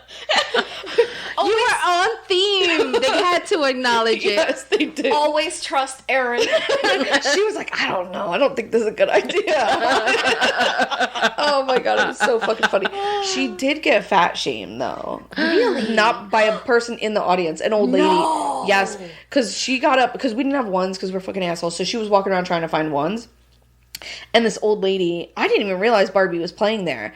And this old lady goes, Barbie's not for everyone. And like at Erin, and like looked her up and down. And I was like, I'll fucking go fight her. Like, who is it? What did Erin do? She just like walked away. She's like, it's not a good week to be fat. I was like, she like took it on the chin, really, like whatever. But is that what she said to the lady? It's not a good week to be fat. no, the girl said it to Erin. No. Oh, Erin said that to me. Erin said that when we got back to she got back to the table, because there was like, she had another incident earlier in the week that was not nice. So it was like fat shaming too. Yes. What? Yeah, it was odd. Like, the whole thing was so odd. And I'm like, who? Which lady? And she's like, that old. I'm like, first of all, her fucking skin looks like she baked herself like a baked potato. She looks like she's 900 fucking years old. So I was like, do you want me to say something to her? She's like, no, of course not. So I did this to her. Yeah. You look like a fucking psycho. Yeah, exactly. I do this like, Dana has a really piercing stare. I do it to the kids, like when the kids were bad when they were little. That's fucking terrifying. I do it to the dog and he gets so mad. So I was waited, because she kept like looking over, so I waited for her to catch my eye, and I was like, and like she caught it, and I did not look away. I was like, I'll fucking at you, you know? Yeah. And then she would not. She turned her chair, wouldn't look at us the rest of the time. Oh, let me tell you something. Stop being a fucking psycho. If I would have been there, I would not have accepted that. It was upsetting. Like, I was not. upset about it, yeah. Fucking she was like, that bitch. shit happens all the time. I'm like, yeah, but that's fucking annoying. That pissed me off. No, that's unacceptable. It was upsetting. But anyway, I was like, don't make me tell a drag queen you said some ignorant shit like that. They'll fucking rip your asshole. Oh my open. God. Yeah, I almost took the did. high road. You fucking took the high road. Oh, she took the high road. Like, I was like, we should go say something. And she's like, no. I would have fought a bitch. Yeah, it was upsetting. Yeah. Oh yeah, definitely. I'm like, this is a drag show. Like, this is the place to like be accepting and like have a good time. Like, go fuck yourself, you old biddy. But anyway, we had fun. We got made fun of by drag queens, and that was really the highlight of the story. Okay, windbreaker. Oh wow, I love that for you. I don't like a fucking bully. I don't like a fucking bully. What are you doing? It's a drag show. I mean, yeah, men are dressed with their dicks are taped up into their ass. What are you doing, bro? Like, everybody's fucking chill here. Why are you being an asshole? Ugh. Anyway, I gotta tell you, I know there's two sisters that if they would have heard that, I think they would have spoke up. Yeah. And our sugar-coated murders. Yeah. They sent us a message. Sugar, you're not going to believe what I found out. What did you find out? I found out that our very, very sweet girls that run the crime diner, you know, we were on their show. Yes. We love them. We do. They're closing the diner. Oh, man. I know. I'm sad to see them go, but I just feel like that we need to wish them really happy adventures in whatever they conquer next. 100%. So from the sugar-coated murder girls to the crime diner girls, best of luck and best wishes. We love you. Stay in touch. And don't kill people. Oh my God, don't kill people. We'll talk about you. And I'll tell you right now, they would have had a lot to say in defending us. Yeah, I believe that. If they would have been there that day. That was just rude. It was rude. But that's so sweet of them. Mm-hmm. They were a really fun episode to record with. And their food that they brought us to the podcast, I really love that. Mm-hmm. Well, that sailor sandwich that was. Oh, that was so good. Also, I got to tell you, that's another podcast that incorporates food. They make a dessert with every episode that they do. That's why they're called Sugar Coated Murders. Yeah. So they were kind of tied to our theme in a way. That's so true, it kind of matched perfectly when we had them on. Yeah. One of the things interesting that happened as Cindy started to take over the social media. Cindy got us into a podcasting network. Yeah. So Darkcast. So that's the little thing that you hear in the beginning of each of our episodes. And it's also... They were so supportive. Yeah. And it's also like every season they do that fun thing. So you'll hear like little bits of other podcasts that are... Part of Darkcast. Part of Darkcast Network. Yeah. And that was a fun way to like reach out to each other and promote other podcasts. they're really great. They're really great. They were super supportive in that, but that Fox News, the British Fox News reaching out to them. I do think that was a little probably disappointing to them because I remember Cindy's like, CJ said, take one for the team. I'm like, can't do it, man. I can't do it. And when I notified them first, before the major announcement, they were like, are you sure you just can't go down to 2 days a week, 2 days a month? We don't want to lose you. You guys are awesome. Misty Mysteries was actually one of our bigger listeners. And she's like, I'm really sad to see y'all go. You are really one of my favorite podcasts, but I wish y'all the best. Thank you for the laughs. Fuck that podcast said, wishing you all the absolute best. Keep in touch. These are actual podcasters that, are in Darkcast Network that were messaging us. Horrifying History, our girl from Canada land. She says, I'm really sad to hear this, but you all need to do what is best for y'all. Keep in touch. I have an update. I do have an update about my crazy neighbor story. So she has to tell us about that. You got to post it to the group, to the Facebook group. Yes. Another podcaster said, I truly enjoyed your show. Wishing you all the best. And these are all podcasts from our network. Now, CJ, she has Beyond the Rainbow podcast, which is crimes of the LGBTQ community. But she's the head and one of the founders of Darkcast. The Crime Diner. I'm so sad to be losing you. This is CJ, founder of Darkcast Network and host of Beyond the Rainbow, True Crimes of the LGBTQ. I loved listening to your show. I loved all the banter, and I hope someday you'll open the diner again. I love you guys. Take care, ladies, and I'm sure we'll see you around. It's funny that we're like, it feels like we're closing an actual diner. Yeah, it really does. Right? So I think we should address the moving down to 2 weeks or like slowly tapering down. That is something certainly we all kicked the idea around, and maybe like we could all record once a month and we could do it every 2. And for me, I won't speak for everybody, but for me, it felt like just like a slow death if we did that. And I did not want to end of us like dragging our feet on the way out. Yeah. I really didn't want that to be the case. And in the independent podcast community, we called that a pod fade. Yeah. Where you kind of just, okay, we don't want to kill it, but we want to like kind of like wean our listeners off of us and then close out. And it just felt like I don't want to just fade into obscurity, you know? Right. We were already obscure enough. So doing that just felt wrong to a certain level. It didn't feel like for us, Right. Yeah. Right. A highlight of this show, I mean, as we start to, take everything up, take apart the mics and everything else. The one thing that we are going to fight about is who gets to keep our portrait. That we proudly have. Dana commissioned a portrait off of Facebook Marketplace. It cost all of $5 and it's done in crayon. Honestly, it's the best $5 I've ever spent in my entire life. The best $5. The amount of laughs I have off of that. I mean, we gotta blow that up. Also, the gifts that we have. Oh my god! So, we have the wine glasses that were sent to custom made and sent to us when we were wine dining story time. The needlepoint that says "fuck all the way off." The bells, all of this stuff. Needless to say, we got a lot of love. We did get a lot of love. Yeah, and love don't pay the bills, love don't pay the bills. No, I sure don't.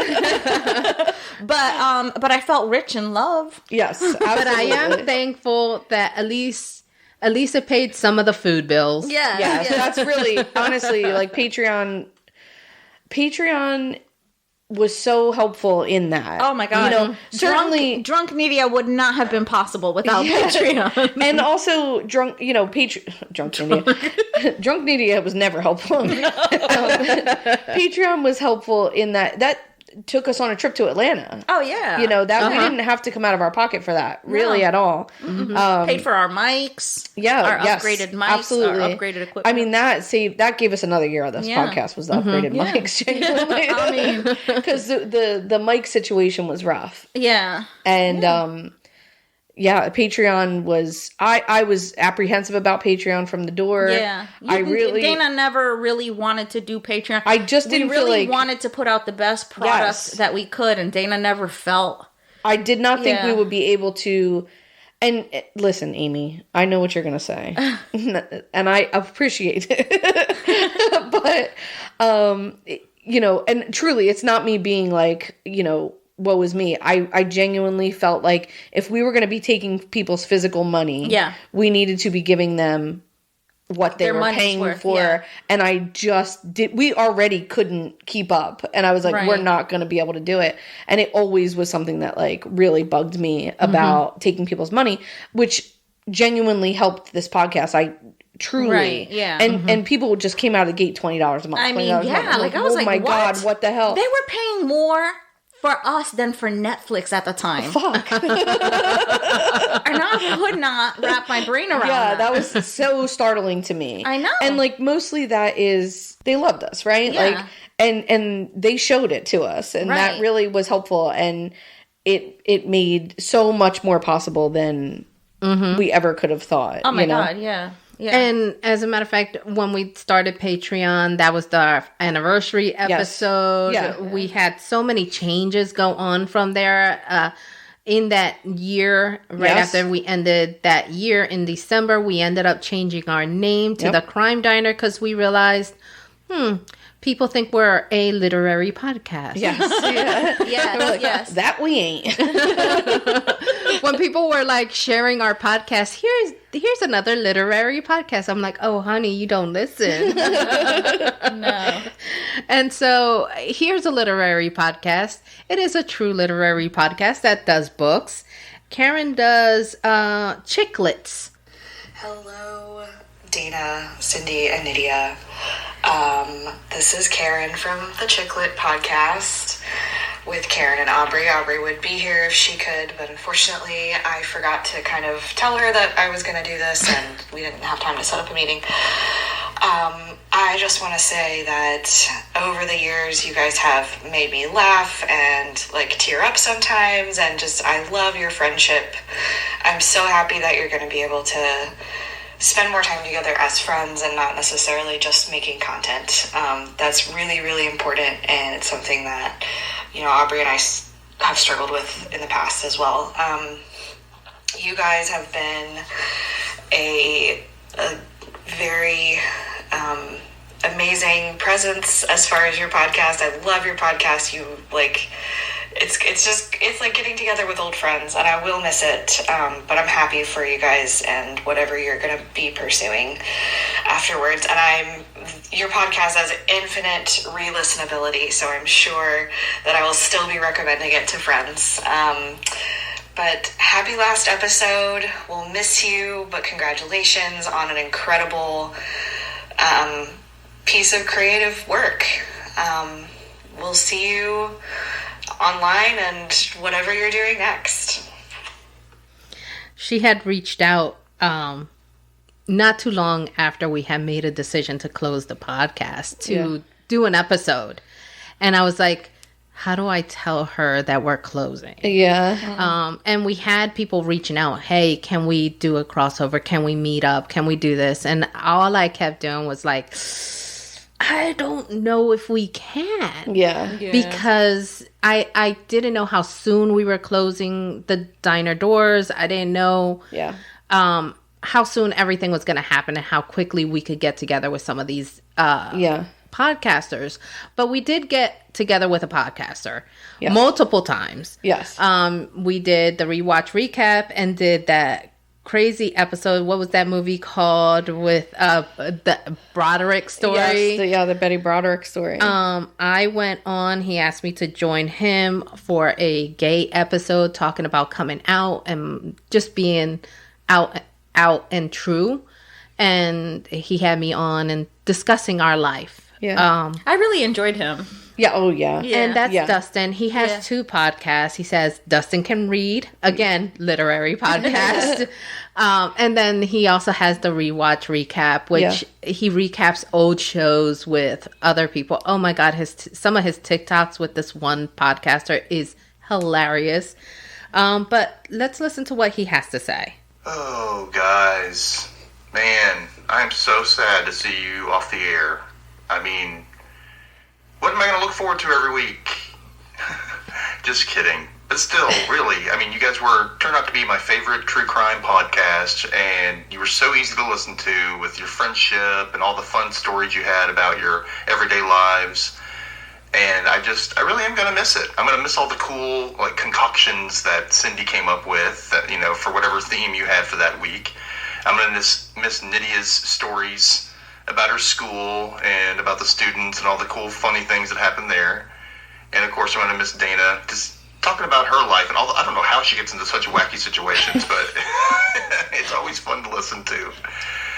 But, yeah, this is Dustin here saying goodbye to the Crime Diner. And thank you guys once again for, you know, being on Dustin Can Read and Watch and the Rewatch Recap as well. It's really kind of sad now. I'm sorry. I wish you guys well, and I hope you guys will come back sometime in the future. Oh, that's so sad. This is heartbreaking. You know what I think is really interesting? That people see the love that we have for each other. Even though we're the meanest to each other. And I genuinely am like, you know, that's a Jersey thing, right? But, like, I think people can see through that for what it is, you know what I mean? Like, also, I didn't realize I was getting into that much, like, shenanigans until Girl, your life is an entire shenanigan. That's very, I'm out here raw dogging life because my therapist just left, so I'm like, shit. I'm like, I'm gonna need a new therapist. This is a lot for me. He moved to North Jersey, so I'm out here like, you know, all by myself at the moment. I'm like, this is a bad time to leave, Alex. Yeah, you're really raw dogging life. I've got to say also, the messages that we received from some of our listeners were very interesting about how we got them through some of their toughest times in their lives. Really? I got a message from somebody that said, you know, you helped me get through the time when my father died and getting through those sad days. And I looked forward to that Wednesday when that episode released. Aww. And you got me through it. The COVID, the messages through COVID, they said, you got me through COVID and those depressing quarantine days. That's so crazy. It was something to look forward to. It's so crazy to me because I've been on the other side of that. Mm-hmm. Genuinely, like, listen to podcasts or watched shows or done something where, like, I couldn't get out of bed and all I could do was lay in the dark and listen to a podcast. Mm-hmm. And, like, to be on the other side of that is so nuts to me. Like, genuinely very, very nuts to me. The messages of, like, what am I going to do with my Wednesdays? It was planned. You were my first listen. You were the first thing I looked forward to when that episode came out. You know, we know we're going to go back to Amy. Yeah. Because Amy's on Tuesdays. Got the biggest mouth, Amy on Tuesdays in the group would always post a meme about looking forward to the episode on Wednesday. Yeah, she did that for the entire time. Forever, yeah. Yes, and then sometimes it would be a war between her and Veronica. But then the last week, when we didn't put out an episode, like a traditional episode, let's say, because we were putting out all of Patreon episodes, she put out a sad face. Yeah. Because she's a Patreon listener, so she had access to all these episodes that we were already releasing. Already listened to all of these. So she was like, she put the sad face on, and I'm like, I'm so sorry, y'all. I know. Yeah. You know, thankfully, you know, for a lot of people, we released well over 10 Patreon episodes over the last couple of weeks. I forgot. When I saw them, I was like, we did this? Yes. So, and those were episodes that just, like, we dived straight into the story. Right. There was not a lot of banter in those episodes. So it was a little different from our traditional stories and our traditional episodes. And many of them were like movies or documentaries or whatever that were. The final one, since he's a sleepy time podcast, also another literary podcast, because again, a lot of people thought we were a literary podcast. So we got some followers from that, and they were like, hold up, y'all don't talk about books? No, we don't. No, ma'am. To a certain level, if that was your story was based on. Yeah. This is another Dustin. He's one of my favorite podcasts I listen to help me sleep. Agreed. Hey, Cindy, Dana, and Nydia. I just wanted to say thank you for putting the podcast together, introducing me to a lot of meals, and then telling me about some of the hidden horror in our world. I will miss hanging out with you three, and the wonderful laugh at the end of the episodes. I'm going to miss that a lot. I hope you all had as much fun as us listeners did. Thanks again for everything. Dustin. This is so sad.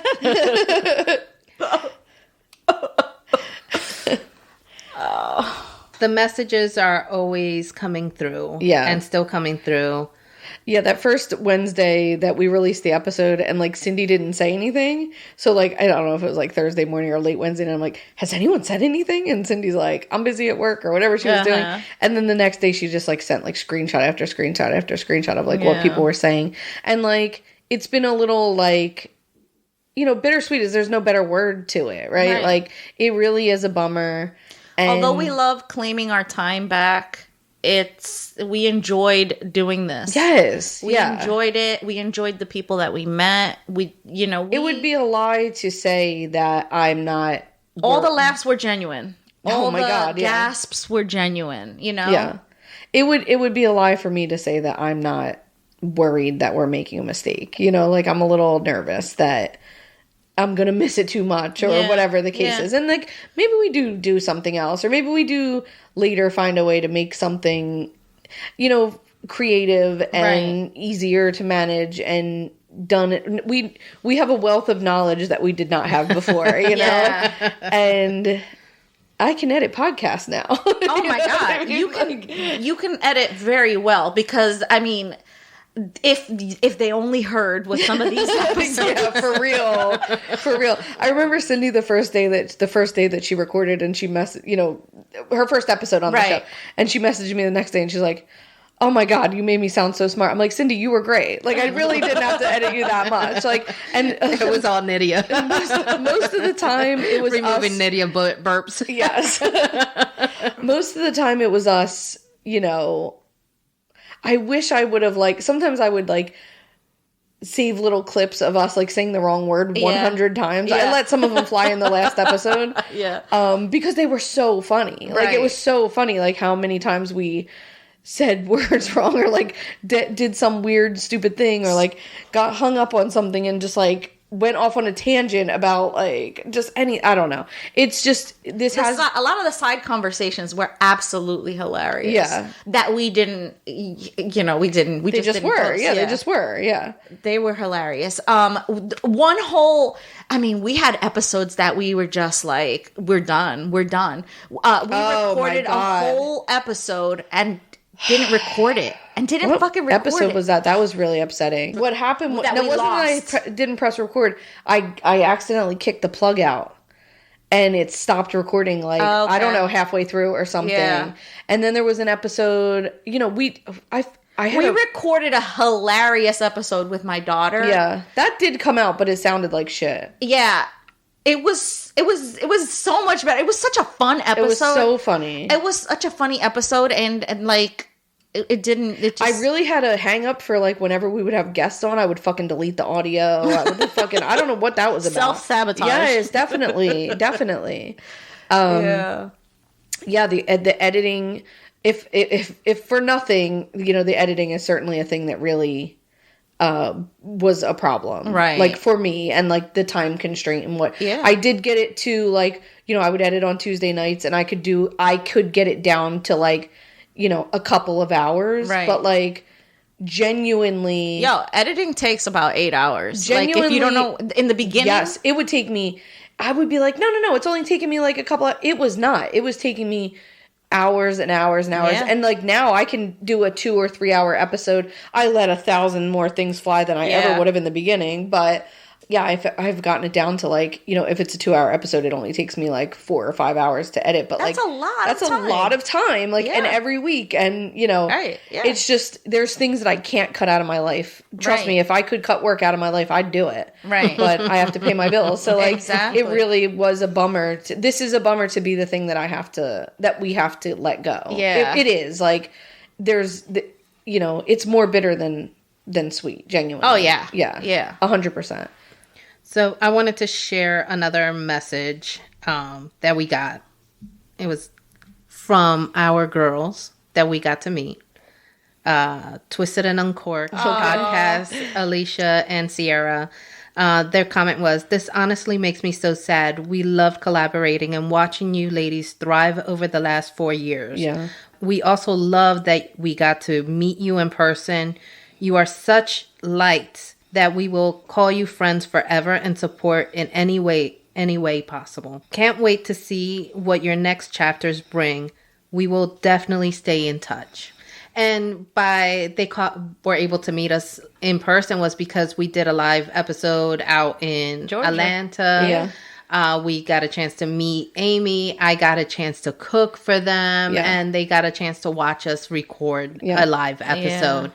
And we invited them over because it just so happened it worked out that Alicia from Canada had flown in that day. Yeah. And Sierra was picking her up, and Sierra was in Tennessee at the time. So everything just balanced, and we got to meet them in person and talk to them and get to know them. Collaborate with some cool podcasts. And they were one that was like consistently like, let's do an episode together. Let's do this. And they're another one that I fucked up a whole recording on. And they were so fun. Oh yeah. That was one of the nights. Yeah, that was really upsetting. Yeah, that was one of the days where I was like, I'm done with this podcast. Like, because sometimes it was frustrating. It was really upsetting, and it was like, those were good episodes, or those were really funny, or that was a lot of work, and you know, those were the times where I would be like, yeah, I have to be done with this. Yeah. Or like things would feel really important and they would get fucked up. Oh my God. And that was like, it felt like literally like climbing up Mount Everest and sliding down. Yes. Yeah. It was such a letdown. You know, we really wanted to do something so awesome for you guys every fucking Wednesday. And for the longest time, we didn't skip a single week. Yes. For years. Yes. For years. We did an actual episode without taking a fucking break. Yeah. And that was probably a mistake. You know, like we should have taken breaks when we needed to, and we really it felt like we burned ourselves out right out of the gate. And you know, and then both of y'all doing an episode, a story each episode. It was a lot of work. Yeah. But I wanted to tell you another podcast, What Happens in the Woods. And again, they did something with Crime Door TV, and they had promoted us and said just put our name in the hat for them to reach out to us. And she's like, "Hold up, y'all leaving now?"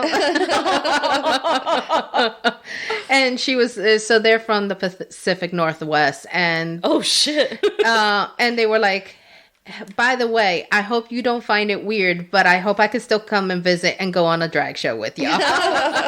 Oh my God, of course. Yes, 100%. Everybody that we met through the podcast, I consider them friends. Yeah, yeah. EB, I mean, so we cannot possibly name them all, but no, it's Emma, too many to name. Yeah. I mean, you all know who you are. Yes. We'll probably still see. I hope we still see each other on the Facebook group. Well, maybe you should log on to it once in a while. I know. I will. I hope we're not to heal from that. You guys don't feel like this is just us complaining or making excuses of why we ended the podcast, but I genuinely wanted to hash this, talk it out with you guys about how we were feeling, because I listened to a podcast years ago that I was like, I was into, and then they had a fight and they abruptly ended the show. And as a listener, there felt like no closure. Right. It felt like, damn, dude, you want to know, where did they go? Yeah, what happened?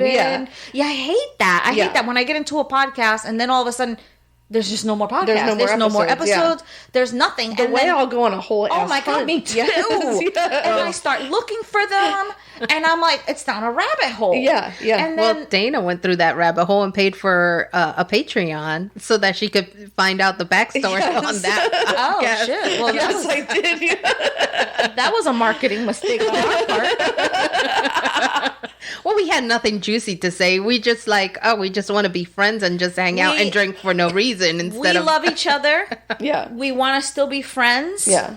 And this felt like too much of a homework assignment for us, our friendship to continue. Yeah, that's a good... Because there were certainly times, and I wouldn't say that, like, we really ever fought, but there were certainly times that we were annoyed with each other, or, like, I was bitchy, or you were frustrated, or, you know... Cindy probably got her feelings hurt because we were a little mean to her. Well, honestly, the amount of times where they say, why are y'all so mean to Cindy? Because we're mean to each other. I mean, you know what to tell you. That's just love. That's your love language, really. That's your love language. So, yeah, I agree. There were times where we were just not as grateful for getting together.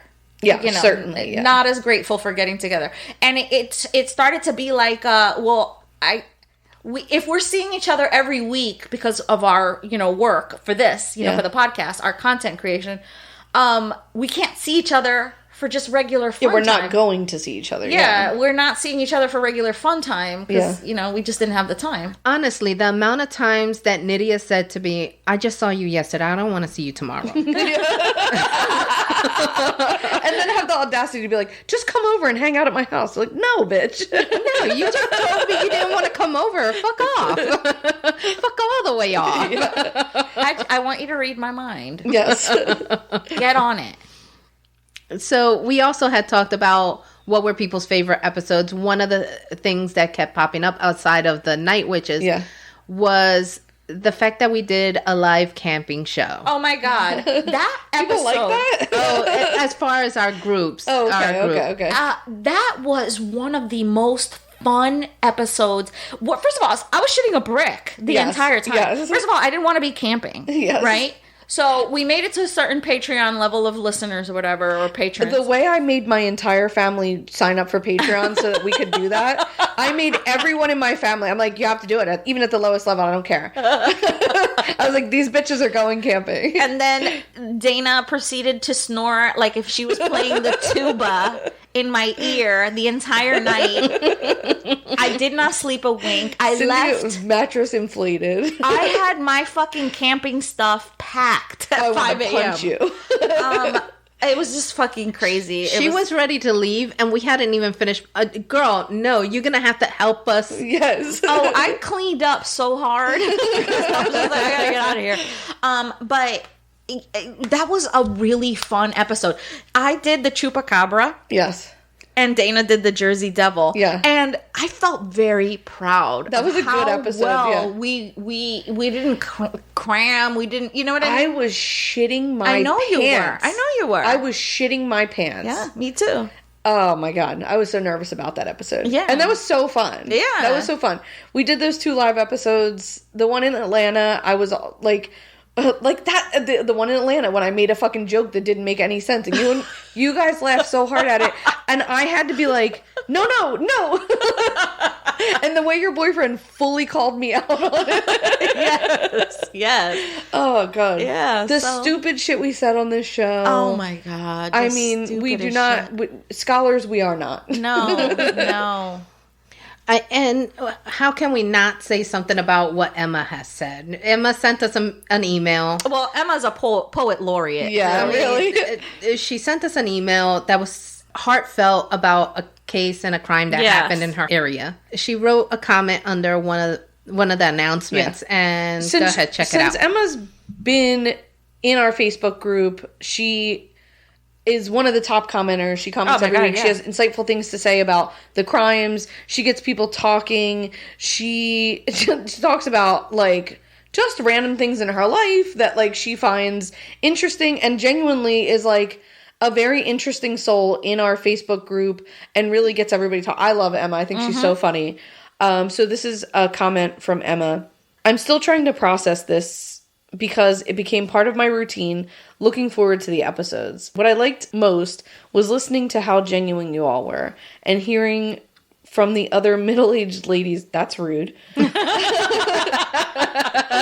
that love to swear like I do is always a bonus. But I agree with other people that said you should put you first. If you don't feel like doing the show anymore or have trouble fitting it into your schedules, it's no good if it becomes a stressor in your life.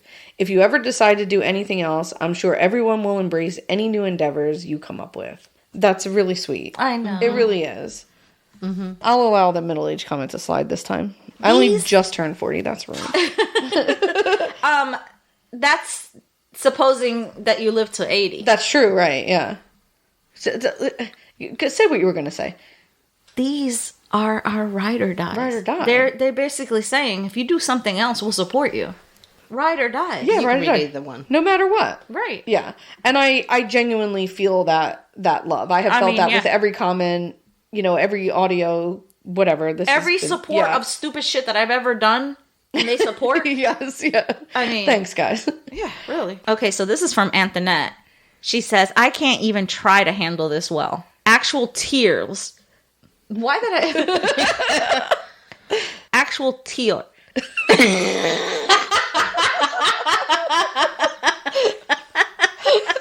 One more time. One more time. I can't even try to handle this well. Actual tears just fall every time I think about it. Oh, that's so sad. I'm so sorry. That's so sweet. You know what hurt my feelings the most about this whole thing? Is that some people found us at the end tail of this. You know what I mean? The tail end.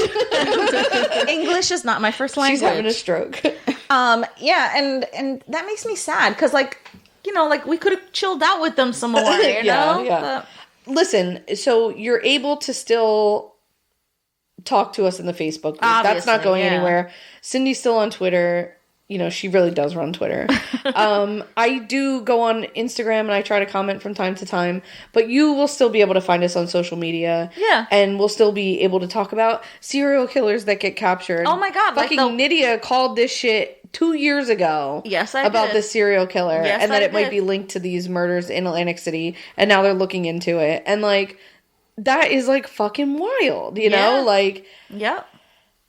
We still want to talk about those things. We still want to be a part of your lives, and we definitely want to be on there during the trial of the Idaho, college murders. Yeah. Just to be able to powwow off each other. You know what I mean? Yeah. So we'll still be on there for those things. Yeah, and everybody that kept asking, are the groups closed? Is the group closing? Because they were like, that's our safe place. Yeah. It's not closing. We're friends. Yeah. Honestly, we're still friends. Honestly, the group is my safe place in Facebook. Yeah. It's the only thing I do on Facebook. Yeah, it's literally the only thing I do on Facebook anymore. And none of the socials are going. I'm just, of course, not going to be posting. But I just will be there available to make any comments and check in. Yeah. Check to in put on the people. occasional meme. Yeah. Maybe that. The occasional what kind of vegetable are you quiz. So we're not closing anything off. Like I said, we're leaving on a high note where we had so many new listeners from different states. Countries. That really just took hold at the end there. And we kept the Facebook group. I just want to put this out there. We kept the Facebook group small on purpose. Yeah. You know what I mean? So many people did not. Also, so many people didn't ask to be part of it. No, but I'm just saying, there have been some that we were like, no. Yeah, nope. No, you're not gonna work. Yeah. Even my dad almost didn't make the cut. We right, yeah. Because we wanted it to be a safe place for, for everybody. A bully-free zone. Yeah. And you will get the boot. I mean, we have never had to do that. Only one person. That was just a me thing, but. Oh, you gave somebody the boot? Yeah. The ex-wife. Oh. I had to throw a fit about it first. Yeah, okay, you're right. The prayer was a staple on our thing. People love the prayer. Yeah. And we thank you for that. Thank you, Patreon, for that. Yeah. that was a very clever thing. That prayer. We were thanking our patrons with that prayer every time. I have something to say. What? Something that I think it has gone unmentioned. The titles of every episode. Oh, the amount of love for Nydia's every week titles. Every week. I'd always have to send her a screenshot of other podcasters like these titles. Yeah, you should go into business writing title names for podcasts. Sometimes, very rarely, she'd be like, here, pick from these 5. And like, they're all good. Like, what are you talking about? It's bizarre that that's your weird knack, honestly. Why are you gagging so? I bring it to you every week. Yeah, that I am a pun. Yeah, a pun savant, yeah. Pun savant. And pun idiot savant. Emphasis on the idiot. Yes. Yeah, so this is, oh my God, I don't want to say the closeout. Yeah. Let's put it this way. Don't go to the second location. Yeah. I mean, that's a takeaway. Yeah. Because we're not here to talk about it anymore. No. Somebody else will have to cover you. Yeah. Yeah. So that's it for us. Yeah. We won't see you next week. You don't need to subscribe anymore. You don't have to buy us coffee. But you know where you can connect. All right. We are still out there. Mm-hmm. We're still out there. We'll still share our life stories. Dana will definitely continue to get into shenanigans. We'll share those. All right. So remember, do not get taken to the second location. Be good or be good at hiding the body. Cheers. Cheers. Wow, that felt heavy. That did feel heavy. Are you okay? Jesus Christ. You're so fucking loud. You're disgusting and I hate you both.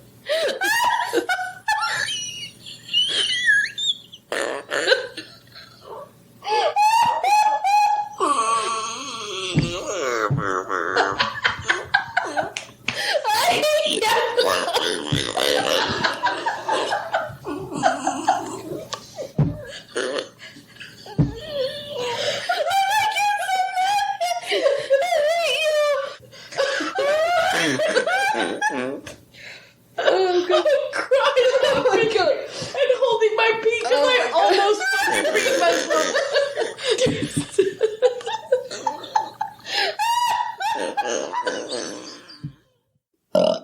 There it goes. Oh, that was productive. Oh, yuck! Oh. You smelled that one? Oh no! I heard it in my ear hole. God, don't stop! I'm gonna start gagging. It went up to here. I had to swallow it down. I didn't hear it. And it was sweet. It was sweet too. Hello. Stop.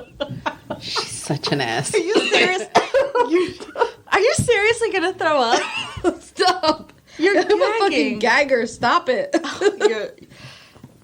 You're sweating. weak. I'm sweating. You're weak. Stop. That was disgusting. You're weak. That was disgusting. You're weak. In the animal kingdom, you'd be picked off first. I would probably just stab you to death. How does my productive burp cause you to automatically because gag? I got a visual of like vomitus. It hit that little thing that dangles, and then it went back down because I swallowed it. You're gonna have to stop. You're gonna have to stop. I'm sweating. It was sweet jet acid. I hate you. I fucking hate you. I'm actually sweating. All right. Okay. Gather yourself.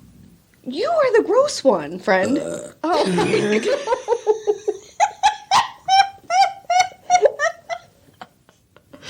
This is an eating thing. Of course I'm going to get gassy. Oh, God damn it. I quit. I quit the podcast. Do you want to take a break? Uh-huh. All right, let's have dessert. Oh, I'm sorry. Oh, my God, I'm sorry. First of all, the cheesecake is... That gross. smelled. Oh, you're so gross, bro. Like, it's not COVID. I mean... You can't smell when you have COVID. And that smelled like bacon fat. Vomit. Go ahead. God damn it. So I heated up water, boiled water and sugar together, and then I sat. I'm sorry. I was so full. Yeah, Right. I make some That's good fucking 3 burps cheesecake. just to start. I'm very Just to- gassy today. I Russ see that. made stuffed peppers Oh, yesterday. I love stuffed peppers. And peppers and onions make me so gassy. I love peppers. Yeah, they make me gassy too. They repeat, as my grandma says. They repeat. They talk. I'm sorry. What they found up. I'm sorry. It's Yeah, so salud. Thank you. God damn it. Leave that one in. No, you can't. Never. I'm just fucking with you. All right. Sorry. It's the onions, man. Good I'm so one. sorry. You fucking assholes. Not You're sure. recording. No, I know that. I'm sorry. God. I'm sorry. I'm really sorry. I really am. Okay. All right. Go on. Oh my god. She's coughing. The two of you are the fucking gassiest, coughiest, burpiest motherfuckers I ever heard in my life. Okay. Are you done? Yes. Are the bodily functions fucking done with everyone? Yes. Can I hear a story, please? Yes. My god. You're good? Good. Or if you've been arrested. Fine. And then actually, Very good. I'm gonna get drunk now. Oh, good. That's a plan. Hold on. I have to burp. Oh my god. That was big. I'm drinking. Yeah, why are you doing that? Because it's Danny refreshing. does that shit too. Sorry. It was gonna come out mid-sentence, or it was gonna come out now. I'm sorry. I felt as soon as you were like, "Give me 5 seconds," it started to bubble up. You should All put right. that at the very end. Nope. All right. We have been on a hiatus for so long that I feel like You're back to burping? back to burping. Sorry. Also, canned sparkling wine. So I'm sorry. Sorry. I Sorry. fucking can't. Sorry. We were waiting for it. Okay. Salud. I'm sorry. Thank you. I thought I did. I've been really good of burping off mic, but I took a sigh. I sighed, and it came out. The moment I opened my mouth. Without fail. I'm sorry. I didn't know she was going to start talking. I apologize as I pick my teeth. As we all put our mics on and get ready to start talking, I didn't know she was going to start talking. Sorry. Let me just tell you. Wait. All right, I have something to contribute to this. Hold on. There is no correlation between you starting to talk and me burping and you finishing your talk and me burping. Sure. It's just that's when I can enjoy the dessert, and it makes me very gassy. I'm just saying that I'm not like I don't do it to like be mean to her. I'm just saying. Anybody thinks you do it to be mean. I think you guys think that. Oh wait, I'm sorry. I already have the. So, oh shit. Fuck Sorry, her. I gotta get him out. There it goes. Sorry, I'm so sorry. Sorry. You two are the gassiest motherfuckers I ever in my fucking life, bro. I don't. In my life, bro. I have a fart aversion because I come from a gassy line of motherfuckers that have used to hold us down and fart on us, okay? And y'all are some gassy motherfuckers. Like, you make my family, like, you give them a run for their fucking gassy ass money. Never have I ever. Never. I have not been farting here. I appreciate you. I really do.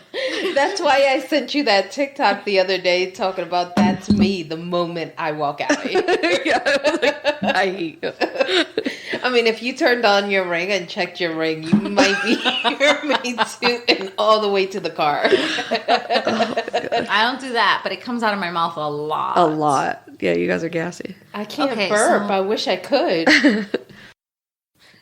All right. So this is like a train that has. It has left the station for sure. All right. Okay, so anyway.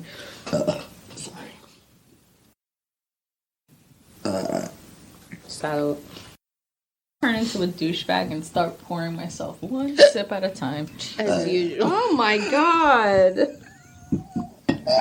This all needs to be cut out anyway, so it's like, what's the point? Might as well take advantage of it. I feel a gas bubble. I felt my throat was about to make a noise too. I can't. It's just not gonna come out. It's gonna come out when it feels like it. Yeah. Go ahead. Ew. So Sorry. It comes out when it wants. I can't force it out because I'll puke. So I have to like let it come out naturally, and it just came out. Sorry. It is what it is. Don't bring beer. Oh, I'm gonna puke. Sorry. Okay. well, it was very good. Well, yes, Thomas Selleck. Now it's Such a a thing. shit. Now it's a thing that we do. You're It's just a thing gonna that you do, bitch. you're gonna have to leave it in there once. That Oh, might be it's the fucking way. on. Just No. wait. It's No. on. Wait until it happens. At least once. Just Because we fucking talk wait. about her burps all the time. No, we're not talking about it. No, I just cut them and save them and cut them and save them, and now I have a million burps. So much scholarly there. I would be a really bad lesbian. Mm-hmm. Horrible. Sounds like it. Might not be. Horrible. I'm gonna be mad by.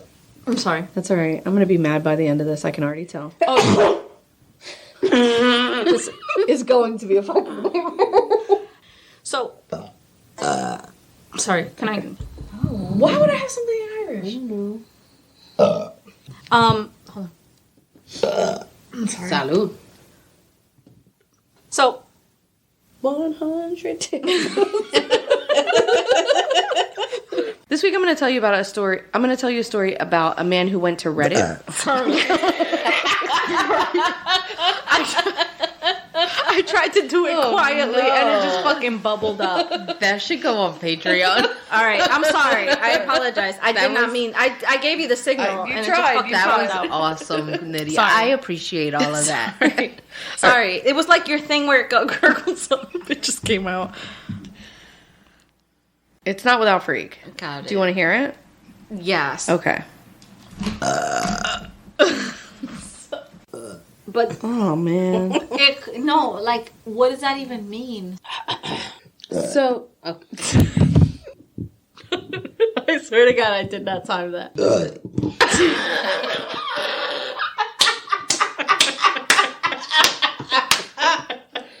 Best one by far. The thing is, I try to control them and they just come out. Sorry. Good one. All right, hold on. Oh, I lost my place. Sorry. Salud. Okay. Sorry. I have food on my cheek. Why didn't you tell me that? I did see it, but I didn't want to interrupt her. She's really into this. I would have interrupted you. Do me like I would do you. All right. Yes, ma'am. you're disgusting.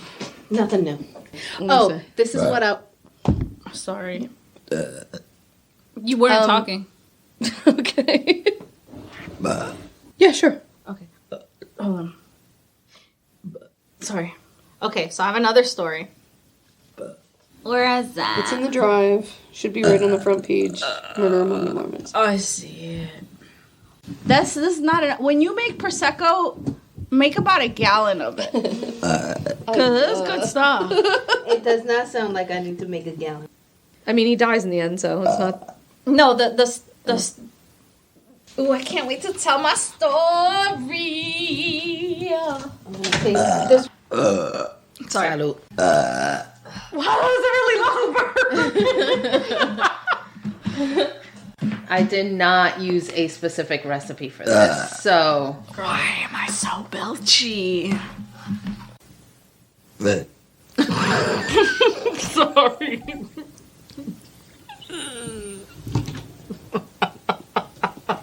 That fucking just came out. A little bit of puke with it. That was bad. It just came out. Like, I literally couldn't hold it.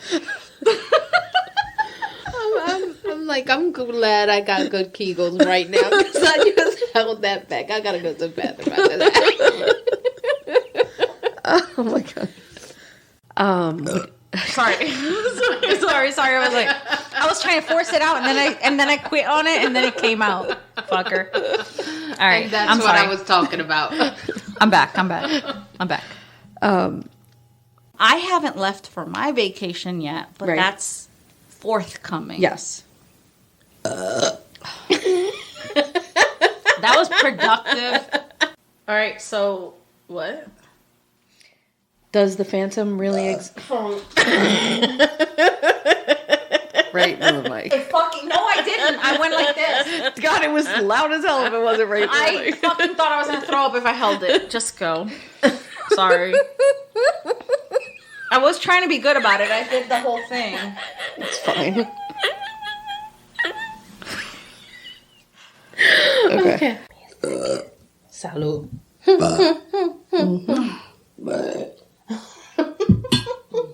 Fucking gold for the gold mine, bitch.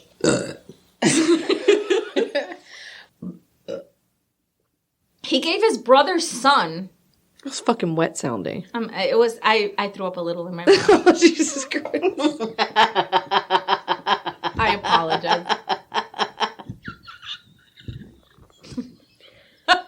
Fucking bodily functions in this room. It was wet sounding because it really I have wasn't. not farted in a while. All right, I appreciate that from you. Gas X.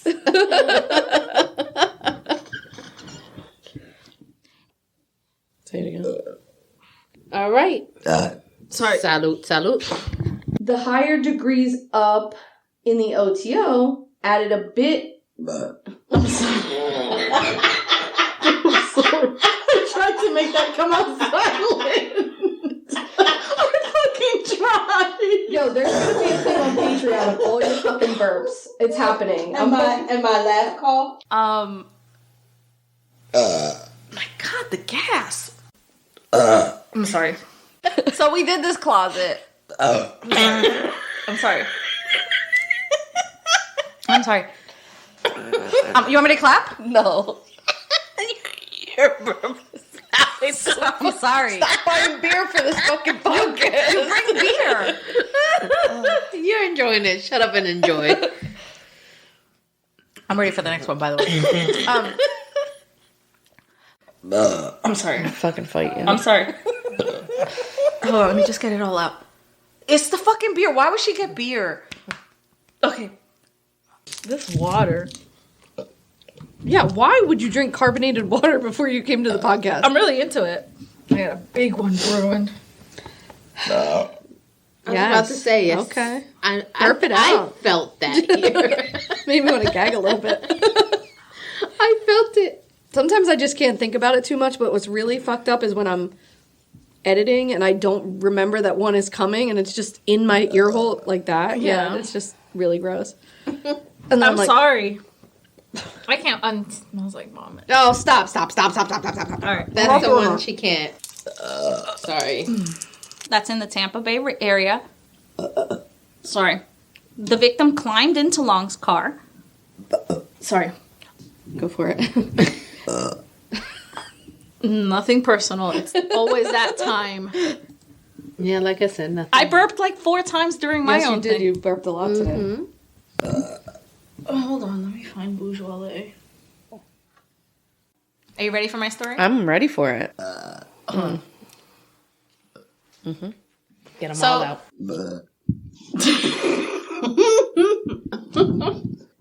I'm sorry. All right, let's do it. So...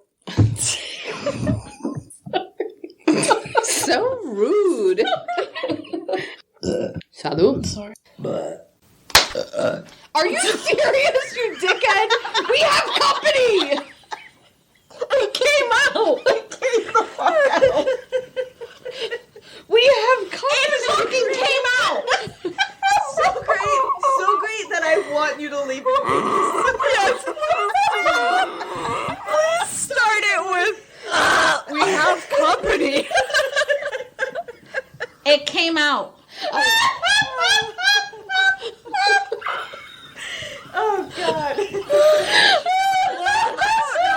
about you guys, but I can die happy now. All right. Sorry. I'm sorry. It's She a got it natural out before function. we started. Right. Huh. I'm so sorry. Abuse really does work on you guys. Yes, right. All right. I mean, it works on her. It works on you too. Save it for yourself. All right. I'm sorry. Oh, God. All right. The sous chef. Oh, God. Well, this... Sorry. I'm sorry. She had works of art. And you are good. This is your fault. I hope you know this is all your fucking fault. You know better. Cheers, bitch. Really?